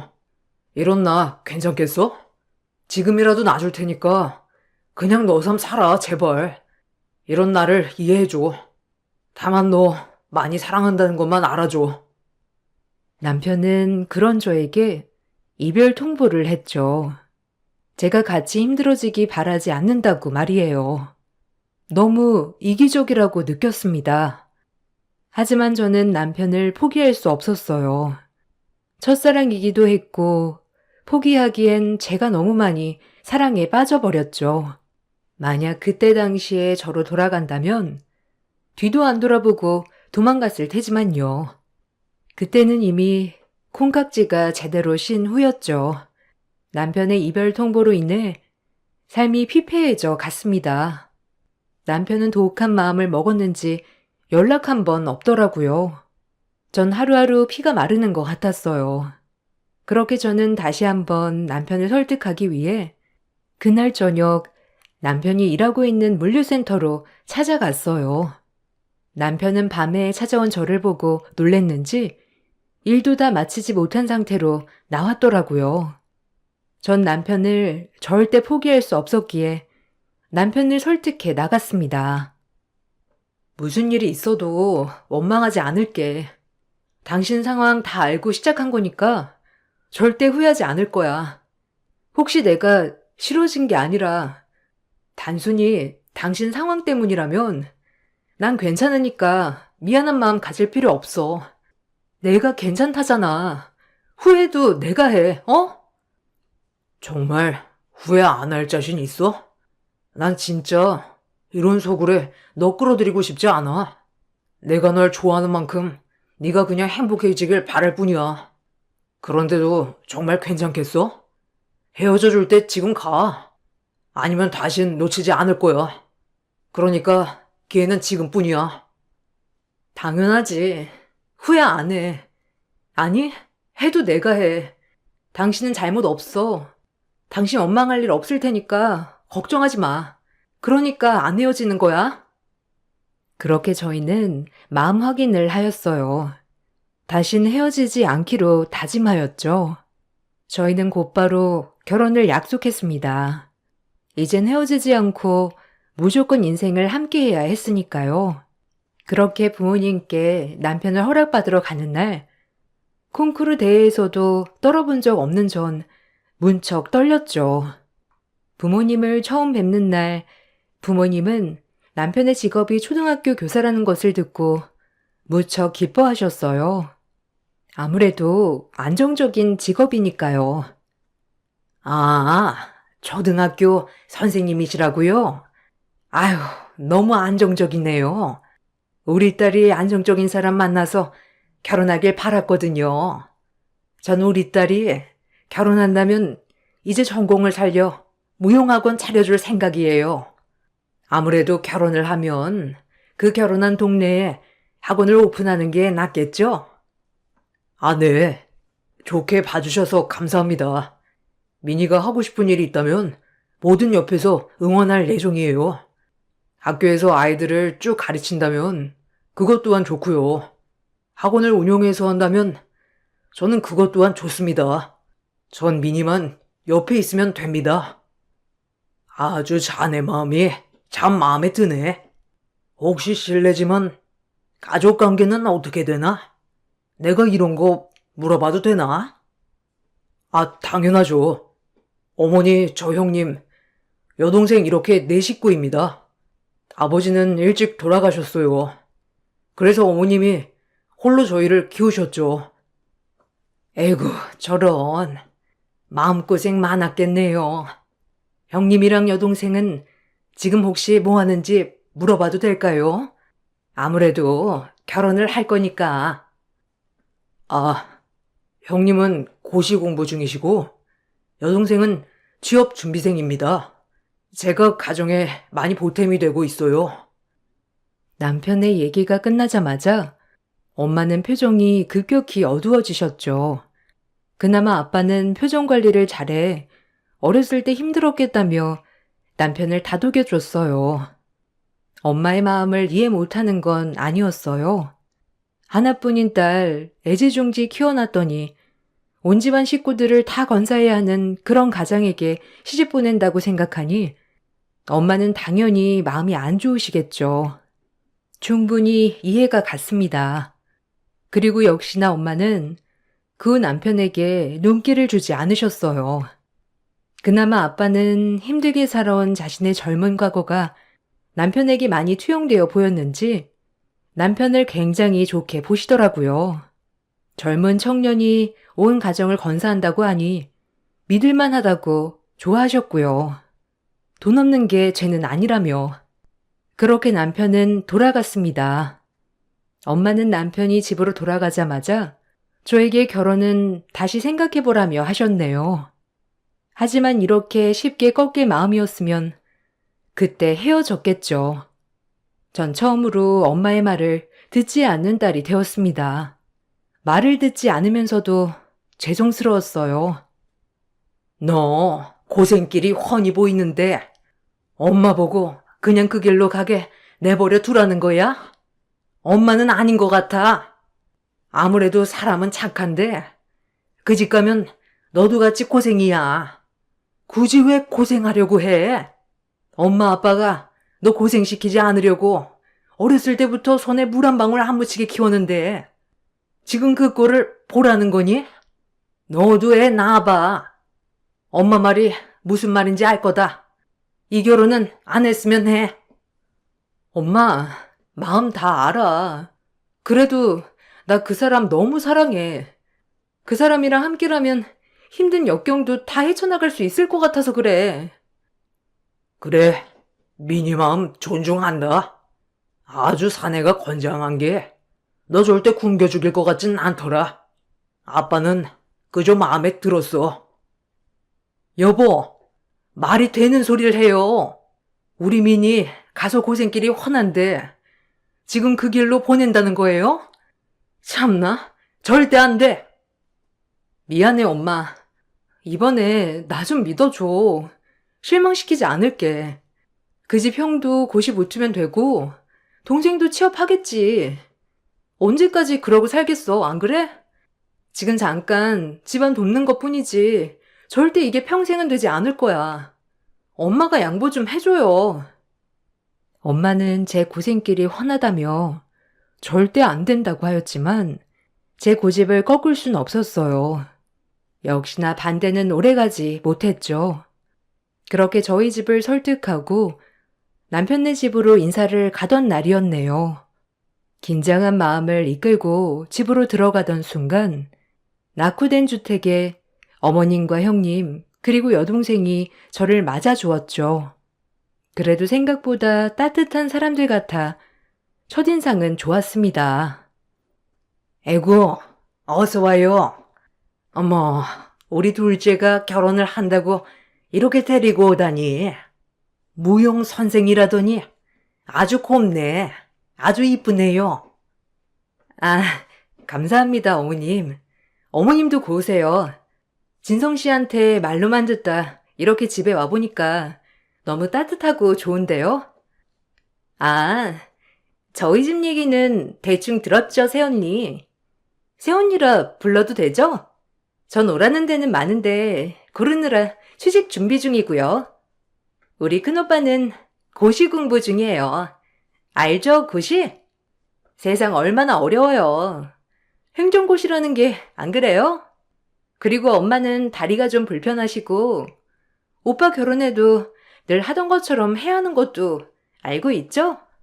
혹시나 모르실까봐 이렇게 얘기하는 거예요. 결혼 전에 채비하시라고. 민희도 알고 있어. 꼭 넌 말을 그렇게 해야 하냐? 오늘 처음 인사 온 건데. 민희야, 진선이 말은 너무 신경 쓰지 마. 어머머머. 그래도 새아기도 알 건 다 알아야지, 안 그러니? 혹여나 우리 딸이 알아두라고 말한 거니 기분 나쁘게 생각하지는 말아요. 아, 네. 그렇죠. 집 얘기는 진성 씨한테 들어서 알고 있어요. 그 부분에 있어서 이해는 하지만 두 분 다 성인이니까 금방 자립하실 거라 믿어요. 물론 진성 씨도 가정을 이루는 거니 계속 지원은 힘들 거라는 채비도 하시고요. 시어머니와 시누이는 생긴 인상과는 다르게 제가 그 집 첫 방문 날에 저에게 저렇게 못을 박으셨네요. 그리고 아주버님이 되실 시숙은 공부한다며 잠깐 눈인사한 거 말고는 방에서 꼼짝 안 왔고요. 속으로 저렇게 공부하는데도 몇 년을 떨어지는구나 했네요. 어여들어요. 그럼 결혼하면 사는 곳은 정했어요?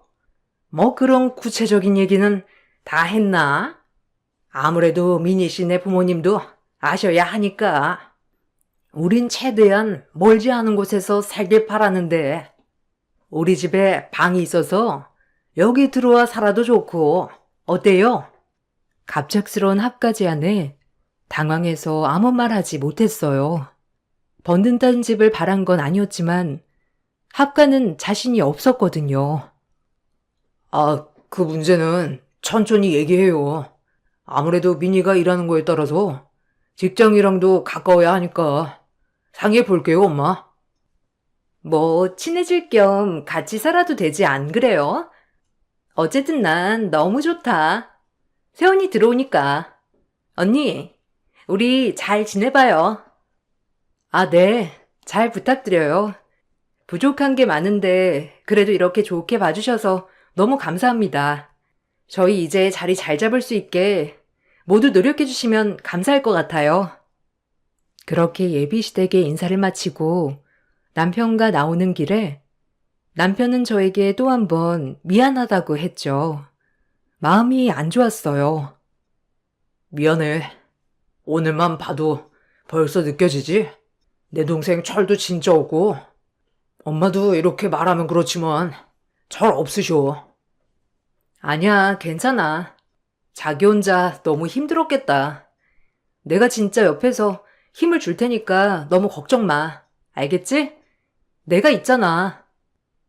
그렇게 저희는 마음을 다잡고 결혼을 준비해 나갔어요. 엄마 아빠에게 너무나 죄송스러웠지만 엄마 아빠는 딸 힘들까봐 시댁과 친정 사이 가까운 곳에 조그마한 빌라를 얻어주었어요.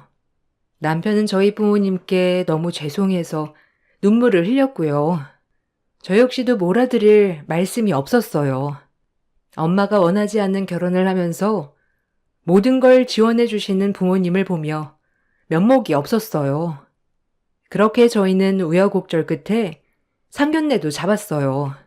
상견례를 하면서 엄마는 또 한 번 실망을 하셨어요. 정말 할 말이 없었네요. 아유, 우리 큰아들은 지금 행정고시 준비하고 있어요. 그 어렵다던 행정고시. 아무래도 보통 시험이 아니니까 시간이 걸리긴 하는데 그래도 우리 아들이라서 제가 믿는다니까요. 그리고 딸은 어찌나 야무진지 보통이 아니라니까요. 예비 시어머니는 상견례장에서 시숙과 시누이 칭찬을 얼마나 하던지 엄마 아빠가 표정이 안 좋아지셨죠. 실질적으로 가정의 보탬이 되고 있는 건 남편인데 남편 얘기는 쏙 빼놨을 정도니까요. 이 집에서 남편은 돈 갖다 주는 사람 그 이상 그 이하도 아닌 것 같았어요. 시어머니의 무한 칭찬 퍼레이드가 끝이 나고 상견례도 끝이 났죠. 오히려 상견례가 끝나자 엄마는 제 남편이 불쌍하다고 혀를 차셨어요. 어쩜 엄마가 저렇게도 무심하냐고 하면서 말이죠. 그 말을 듣자 저도 눈시울이 붉어졌습니다. 그동안 얼마나 서러웠을까 하고요. 아유, 최서방 너무 불쌍하다. 오늘 진짜 느꼈어. 그게 사람이니? 어쩜 최서방 얘기는 쏙 빼놓고 백수 큰아들의 여우 같은 딸년 자랑만 해? 실질적으로 지금 공부시키고 먹여 살리고 있는 게 누군데? 최서방 정말 안쓰럽다. 내가 반대한 게 너무 미안할 정도네. 에휴, 얼마나 슬펐을 거야. 그렇게 생각해줘서 고마워, 엄마. 내가 최서방이랑 잘 사는 모습으로 보답해 드릴게.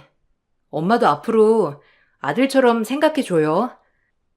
그렇게 저희는 결혼식을 하게 되었죠. 결혼식장에서도 시어머니는 친족들에게 본인 큰아들이 고시 공부를 하고 있다고 자랑을 하였죠. 고시 붙지도 않은 큰아들을 어쩜 그리 금이야오기 하시던지 어이가 없었어요. 그리고 딸과는 짝짝꿍이 되어 결혼식을 해집고 다녔죠. 주인공은 제 남편이었지만 시댁에서 주인공은 행정고시 준비하는 큰아들이었네요. 어이가 없었죠. 그렇게 차츰차츰 시댁의 실체를 점점 더 알아가게 되었어요. 남편은 그래도 저희가 따로 나와 살게 되니 조금은 행복해 보였어요. 힘들게 밤에 일하는 남편에게 조금이라도 보탬이 되고자 저의 월급도 조금 나눠주었네요. 남편은 그 돈 덕분에 물류센터를 나가지 않게 되었어요. 조금이라도 생활에 여유가 생겨 건강해지기도 했죠. 그 모습을 보니 저도 많이 행복했어요. 불쑥불쑥 찾아오는 시누이와 시어머니가 있었지만 그것 말고는 저희 둘 문제는 없었거든요. 시누이는 저희 집에 와서 제 액세서리를 차보거나 새로 산 옷들을 탐내는 등 염치 없는 행동도 하였고 시어머니는 그런 모습을 보고 저에게 오히려 나눠주라며 부추겼어요. 어머머머, 언니, 이거 너무 예쁘다. 난 언니가 없어서 이런 거 물려받지도 못하고. 언니, 나 이거 한 번만 차보면 안 돼요? 네? 한번 해보세요. 저도 그거 친정엄마가 해주신 거라 2번 정도밖에 안 차봤거든요. 한번 해보세요, 아가씨. 어때요? 나한테 너무 잘 어울리지 않아? 엄마, 어때? 아, 너무 예쁘다. 언니는 비슷한 것도 많으면서. 이거 나 주면 안 돼요? 그래, 좀 줘라. 너무 많잖아. 우리 딸은 형편도 어려워서 내가 이런 거 사주지도 못하고. 가족이잖니. 가족이 뭐니? 뭐든 나눠 쓰고 나눠 가지는 게 가족이지 안 그러니? 우리 딸한테 딱이네. 어머, 아주 임자 만났어. 너무 이쁘다. 어이가 없었습니다. 본인들 멋대로 쳐들어와서 옷이며 액세서리며 매일 빌려달라, 자기 물려줘라 하는 통에 스트레스 받았네요. 행여나 싫다고 하면 또 제 남편에게 쪼르르 달려가 이러쿵저러쿵 얘기하며 들들볶고 스트레스 줄 것 같아 늘 나눠주기 일쑤였고요. 이런 무례가 반복되자 점점 시댁을 멀리하고 싶었어요. 하지만 저희 남편과 저 아니면 생활비가 나올 통로가 없는 집구석이었기에 어쩔 수 없이 맞을 칠 수밖에 없었죠.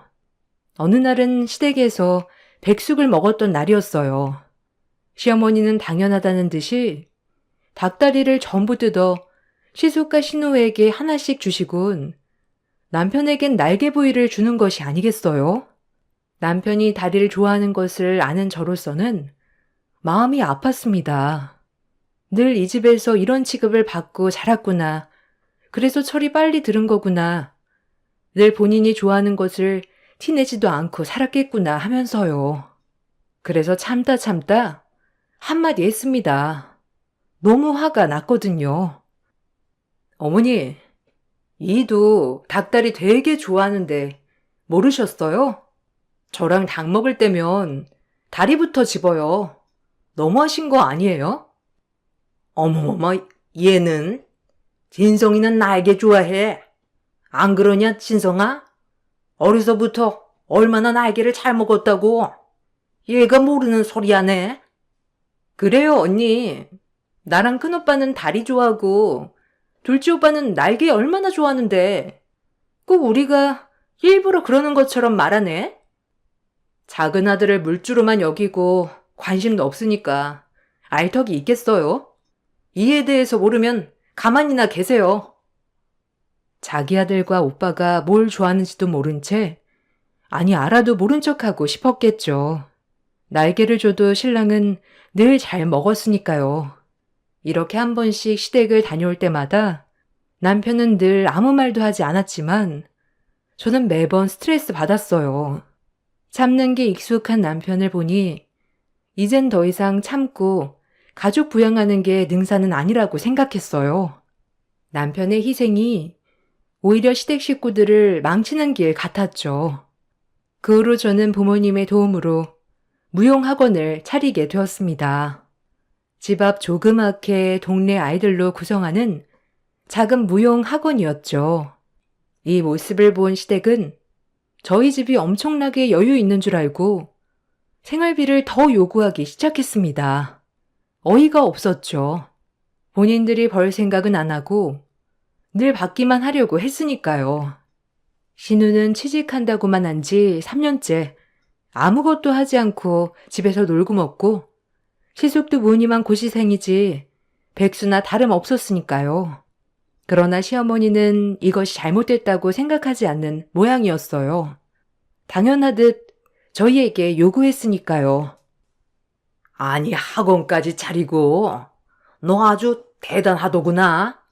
그래서 말인데 아무래도 물가도 오르고 장 보러 가면 뭐 하나 살 수가 없어. 진성이랑 상의해서 돈 좀 더 주면 안 되냐? 진성이 형도 말은 안 해서 그렇지. 밖에서 얼마나 돈이 필요할 거야, 안 그래? 나가지도 않고 집에서만 저렇게 있는 거 보면 내가 안타까워서 그래. 뭐 돈을 줘야 나가서 밥이라도 먹고 리프레시도 시키고 그러지. 어머니, 공부하는 학생이 돈이 왜 필요해요? 그리고 그렇게 나가서 놀고 하면 공부는 언제 해요? 아가씨는 취직 안 해요? 아유, 알잖니. 걔는 오라는 데는 많은데 애가 눈이 높아서 시답 짜는 데선 일 안 하려고 하는 거 아직도 고르는 중이지 뭐. 아니, 사지가 멀쩡하면 나가서 돈을 벌어야지. 매번 오빠한테 용돈 받아 쓰는 거 아무렇지도 않대요? 진짜 이해가 안 가네요. 이제 더 이상 지원 끊을 거니까 아가씨 밥값 본인이 하라고 하세요. 어머님도 설거지라도 하시던가. 아주버님 뒷바라지 직접 하시고요. 어머, 너 말 다 했니? 우리 애가 안 하려고 해서 안 하는 게 아니라니까. 다 능력은 높은데 오래 일해야 하니까 고르는 거지. 그 능력 높이다가 누구 장사 치를 일 있어요? 누굴 호구로 보시고 이렇게 계속 요구하세요? 어머님, 둘째 아들은 주워오셨답니까? 둘째 아들 불쌍치도 않으세요? 어머니도 아가씨한테 따끔하게 한마디 하세요. 오냐오냐 하시니까 버릇만 나빠지는 거예요. 다 큰 자식 둘이나 집에서 놀고 있는데 아무렇지 않으세요, 정말? 이게 진짜 말이면 탄 줄 아나? 너 지금 꼴랑 얼마 보탠다고 지금 유세 떠는 거야? 우리 진성이가 우리 아들로 이 집에 태어났으면 당연히 할 도리를 하는 건데 니까짓 게 뭔데 이래라 저래라야? 너 아주 웃기는 애구나. 진성이가 너 때문에 버려질까봐 걱정이다. 어머니, 진성 씨가 정말 무슨 죄가 있어서 그렇게 그 집에서 노역살이만 해야 하는데요? 남들 다 붙잡고 물어보세요. 그게 정상인지. 진성 씨가 얼마나 착한 아들인지 모르시겠어요? 이런 것들 다 당연하게 생각하지 마세요. 아시겠어요? 웃겨 진짜. 뭐? 누가 누굴 가르쳐? 내 아들 내가 더 잘 알지.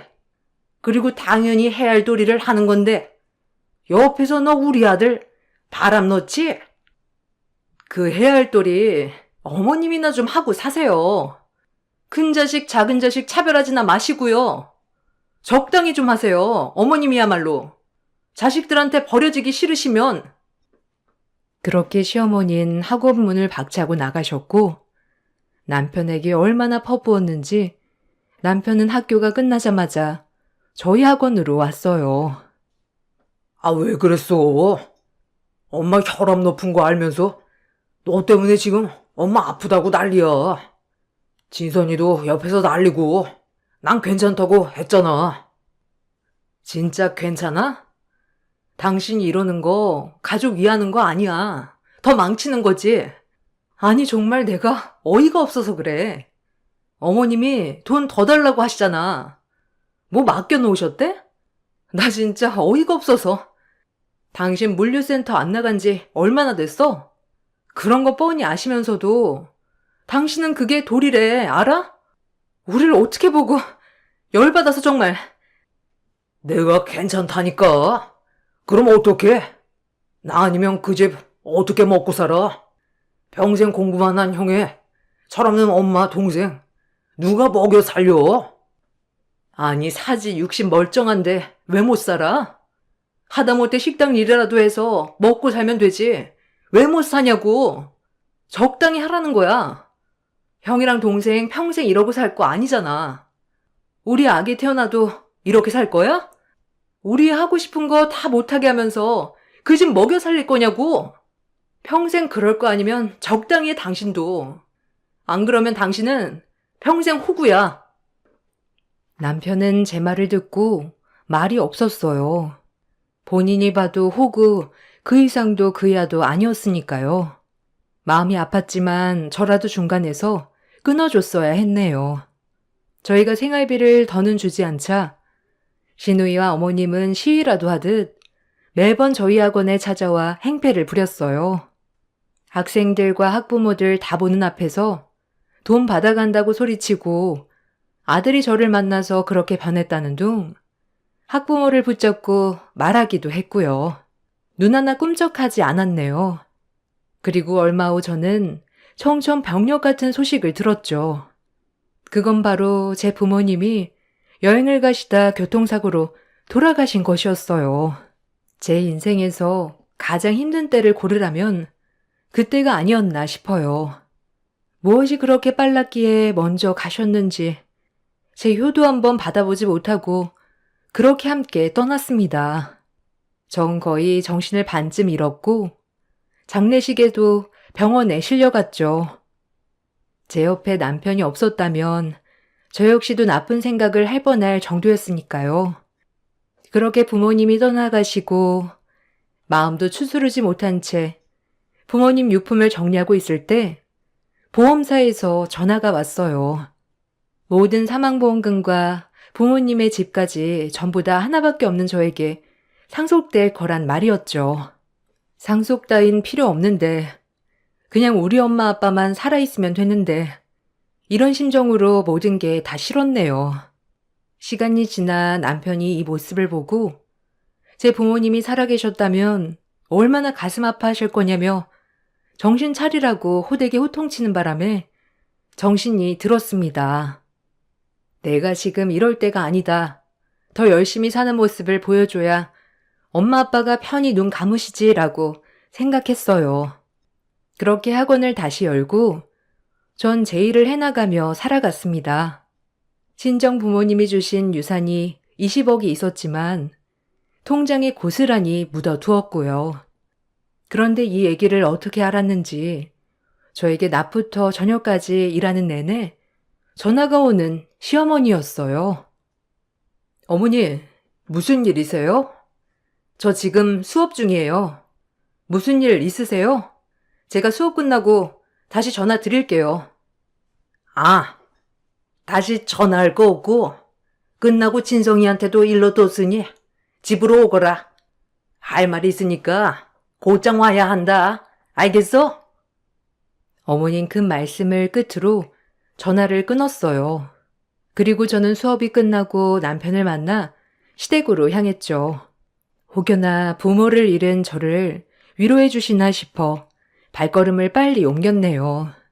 그리고 저희 부모님이 돌아가시니까 괜히 후회하고 싶지 않아 시어머니에게도 조금 더 잘해주자 싶기도 했고요. 여러모로 후회하고 싶지 않았거든요. 그런 마음을 되새기고 집에 도착을 했을 때 이런 생각이 무색하게 어이없는 말을 늘어놓는 시어머니였죠. 그 말을 거두는 시누이와 시숙이었고요. 시숙이 그렇게 적극적인지 처음 알았네요. 여러 말할 거 없고 가족이 왜 가족이니? 너희 친정 부모님이 주신 그 유산 들었다. 5억씩 시숙이랑 신우한테 나눠주렴. 어려울 때 돕고 살아야지. 그래야 너도 마음 편하고 안 그러냐? 대신 다신 우리한테 이제 생활비는 안 줘도 된다. 가족 공동 재산이다. 빨리 나눠. 그래요, 재수씨. 가족이 이러니까 가족이죠. 저희 딱 5억씩만 나눠주고 이제 재수씨랑 진성이 살림 꾸려 나가요. 뭐라고요? 지금 제정신이세요? 다들 미쳤네. 우리 엄마 아빠 목숨값을 지금 너네한테 나눠달라는 거야? 뭐 이런 개똥 같은 경우가 다 있어? 내가 조금이라도 더 잘해야지라고 생각한 내가 미친년이지. 인간 말종 집구석 같으니라고. 너흰 구제불능이야. 뭐요? 언니, 지금 말 다 했어요? 아니, 미친 거 아니야? 인간 말종? 보자 하니까. 아니, 어차피 매달 갖다 바치는 돈 한꺼번에 달라는 건데 그게 뭐가 나빠요? 안 그래요? 미천이 있어야 장사를 해서 돈을 벌지. 아, 웃겨 정말. 오빠는 어때? 그래, 말 다 했다. 너 우리한테 돈 맡겨놨냐? 어디서 미천 타령이야? 네 오빠랑 언니가 호구로 보여? 여태 백수로 날로 먹은 비용 토해내라 하기 전에 닥치고 일이나 해서 알아서 먹고 살아. 제 남편을 보고 쏘아붙이는 신우를 보고 어이가 없었고 분노가 솟구쳤어요. 가뜩이나 부모님 돌아가신 것도 억울해 죽겠는데 이런 말도 안 되는 일을 겪고 나니 어이가 없고 허탈했죠. 그때 조금 늦게 들어와 사태 파악을 하던 남편은 온 집안의 창문을 닫으며 원천 봉쇄를 하였습니다. 이 사람이 뭘 하려고 하나 싶어 쳐다보니 남편은 그동안의 서러움이 폭발하듯 온 집안을 때려 부수기 시작했어요. 많이 참았어요. 어머니 신선이랑 형, 제가 어떻게 해서든지 책임지려 했고, 어머니 또한 그랬고요. 근데 이젠 아니네요. 돌아가신 장인어른 장모님 유산까지 탐내는 모습을 보니 다 제가 이렇게 잘못한 것 같아요. 제가 애초에 돈을 대는 게 아니었는데 제 잘못이죠. 네가 인간이냐 최진수? 공부를 8년을 했으면 빨리 때려치우고 엄마 모실 생각을 해야지. 동생이 벌어다 주는 돈 편히 받으며 사니까 좋았지 그땐? 너도 마찬가지야 최진선. 오빠가 주는 돈으로 아주 행복했지 너랑 엄마랑. 그만할란다 이제. 최씨 집안에서 나 없는 사람 쳐요. 더 이상 이 사람한테 미안해서 이 집이랑 인연 끊을 테니까 나 찾지 마요. 이 사람도 마찬가지고요. 여기서 저 호적 파세요. 이 말을 끝으로 남편은 집을 다 때려 부수고 저를 데리고 나왔습니다. 그렇게 나온 남편은 길바닥에서 하염없이 울었어요. 남편이 그동안 얼마나 참았을지 생각하니 가슴이 미어졌고 한편으로 어려운 결단이었을 텐데 이렇게 결단 내주어 고맙기도 했고요. 그렇게 저희는 시댁과 손절했습니다. 손절한 즉시 제 학원에 찾아와 시어머니와 시누이는 깽판을 치며 돈을 달라고 협박도 하더군요. 그래서 경찰 불러 바로 대응했어요. 그러다가도 정 안 되겠는지 울면서 전화 오고 생활비라도 붙여달라며 사정을 하더라고요. 남편은 아예 전화 받지도 않는다며. 저도 독하지만 제 남편도 이렇게 독한지 처음 알았네요. 남편은 시댁 얘기조차 꺼내지 못하게 합니다. 그리고 돈줄이 끊기자 그 집딸은 작은 회사 격리로 취직했다고 들려오더군요. 뭐 이제 상관없는 일이지만요. 지금은 아예 저희 학원 근처도 얼씬 못하게 접근 금지 신청을 해놓은 상태입니다. 자식이라고 다 같은 자식이 아니더군요. 저희 남편은 돈줄 그 이상 그 이하도 아니었으니까요. 지금은 오히려 남편도 더 행복해합니다. 진작 이렇게 살 걸 그랬다며 농담도 하네요. 살면서 마냥 행복할 순 없지만 지금이 가장 행복하다고 말할 수 있겠네요. 부모님이 너무 보고 싶지만 저에게 모든 걸 다 해주신 부모님께 행복한 모습을 보여드리며 살고 싶어 열심히 오늘도 노력하며 살고 있습니다. 물론 남편과 다투기도 하지만요. 그래도 제 옆에 부모님 대신 이렇게 저를 지켜주는 남편을 보고 있자니 행복하네요. 어떻게 저에게 이런 일이 일어났을까 생각도 종종 들기도 하지만 그런 일들이 있었기에 많이 단단해졌다고 믿고 싶어요. 이제 저에게 슬픔은 있고 행복한 일만 있을 거라 다짐하며 글을 마치겠습니다. 읽어주셔서 감사합니다.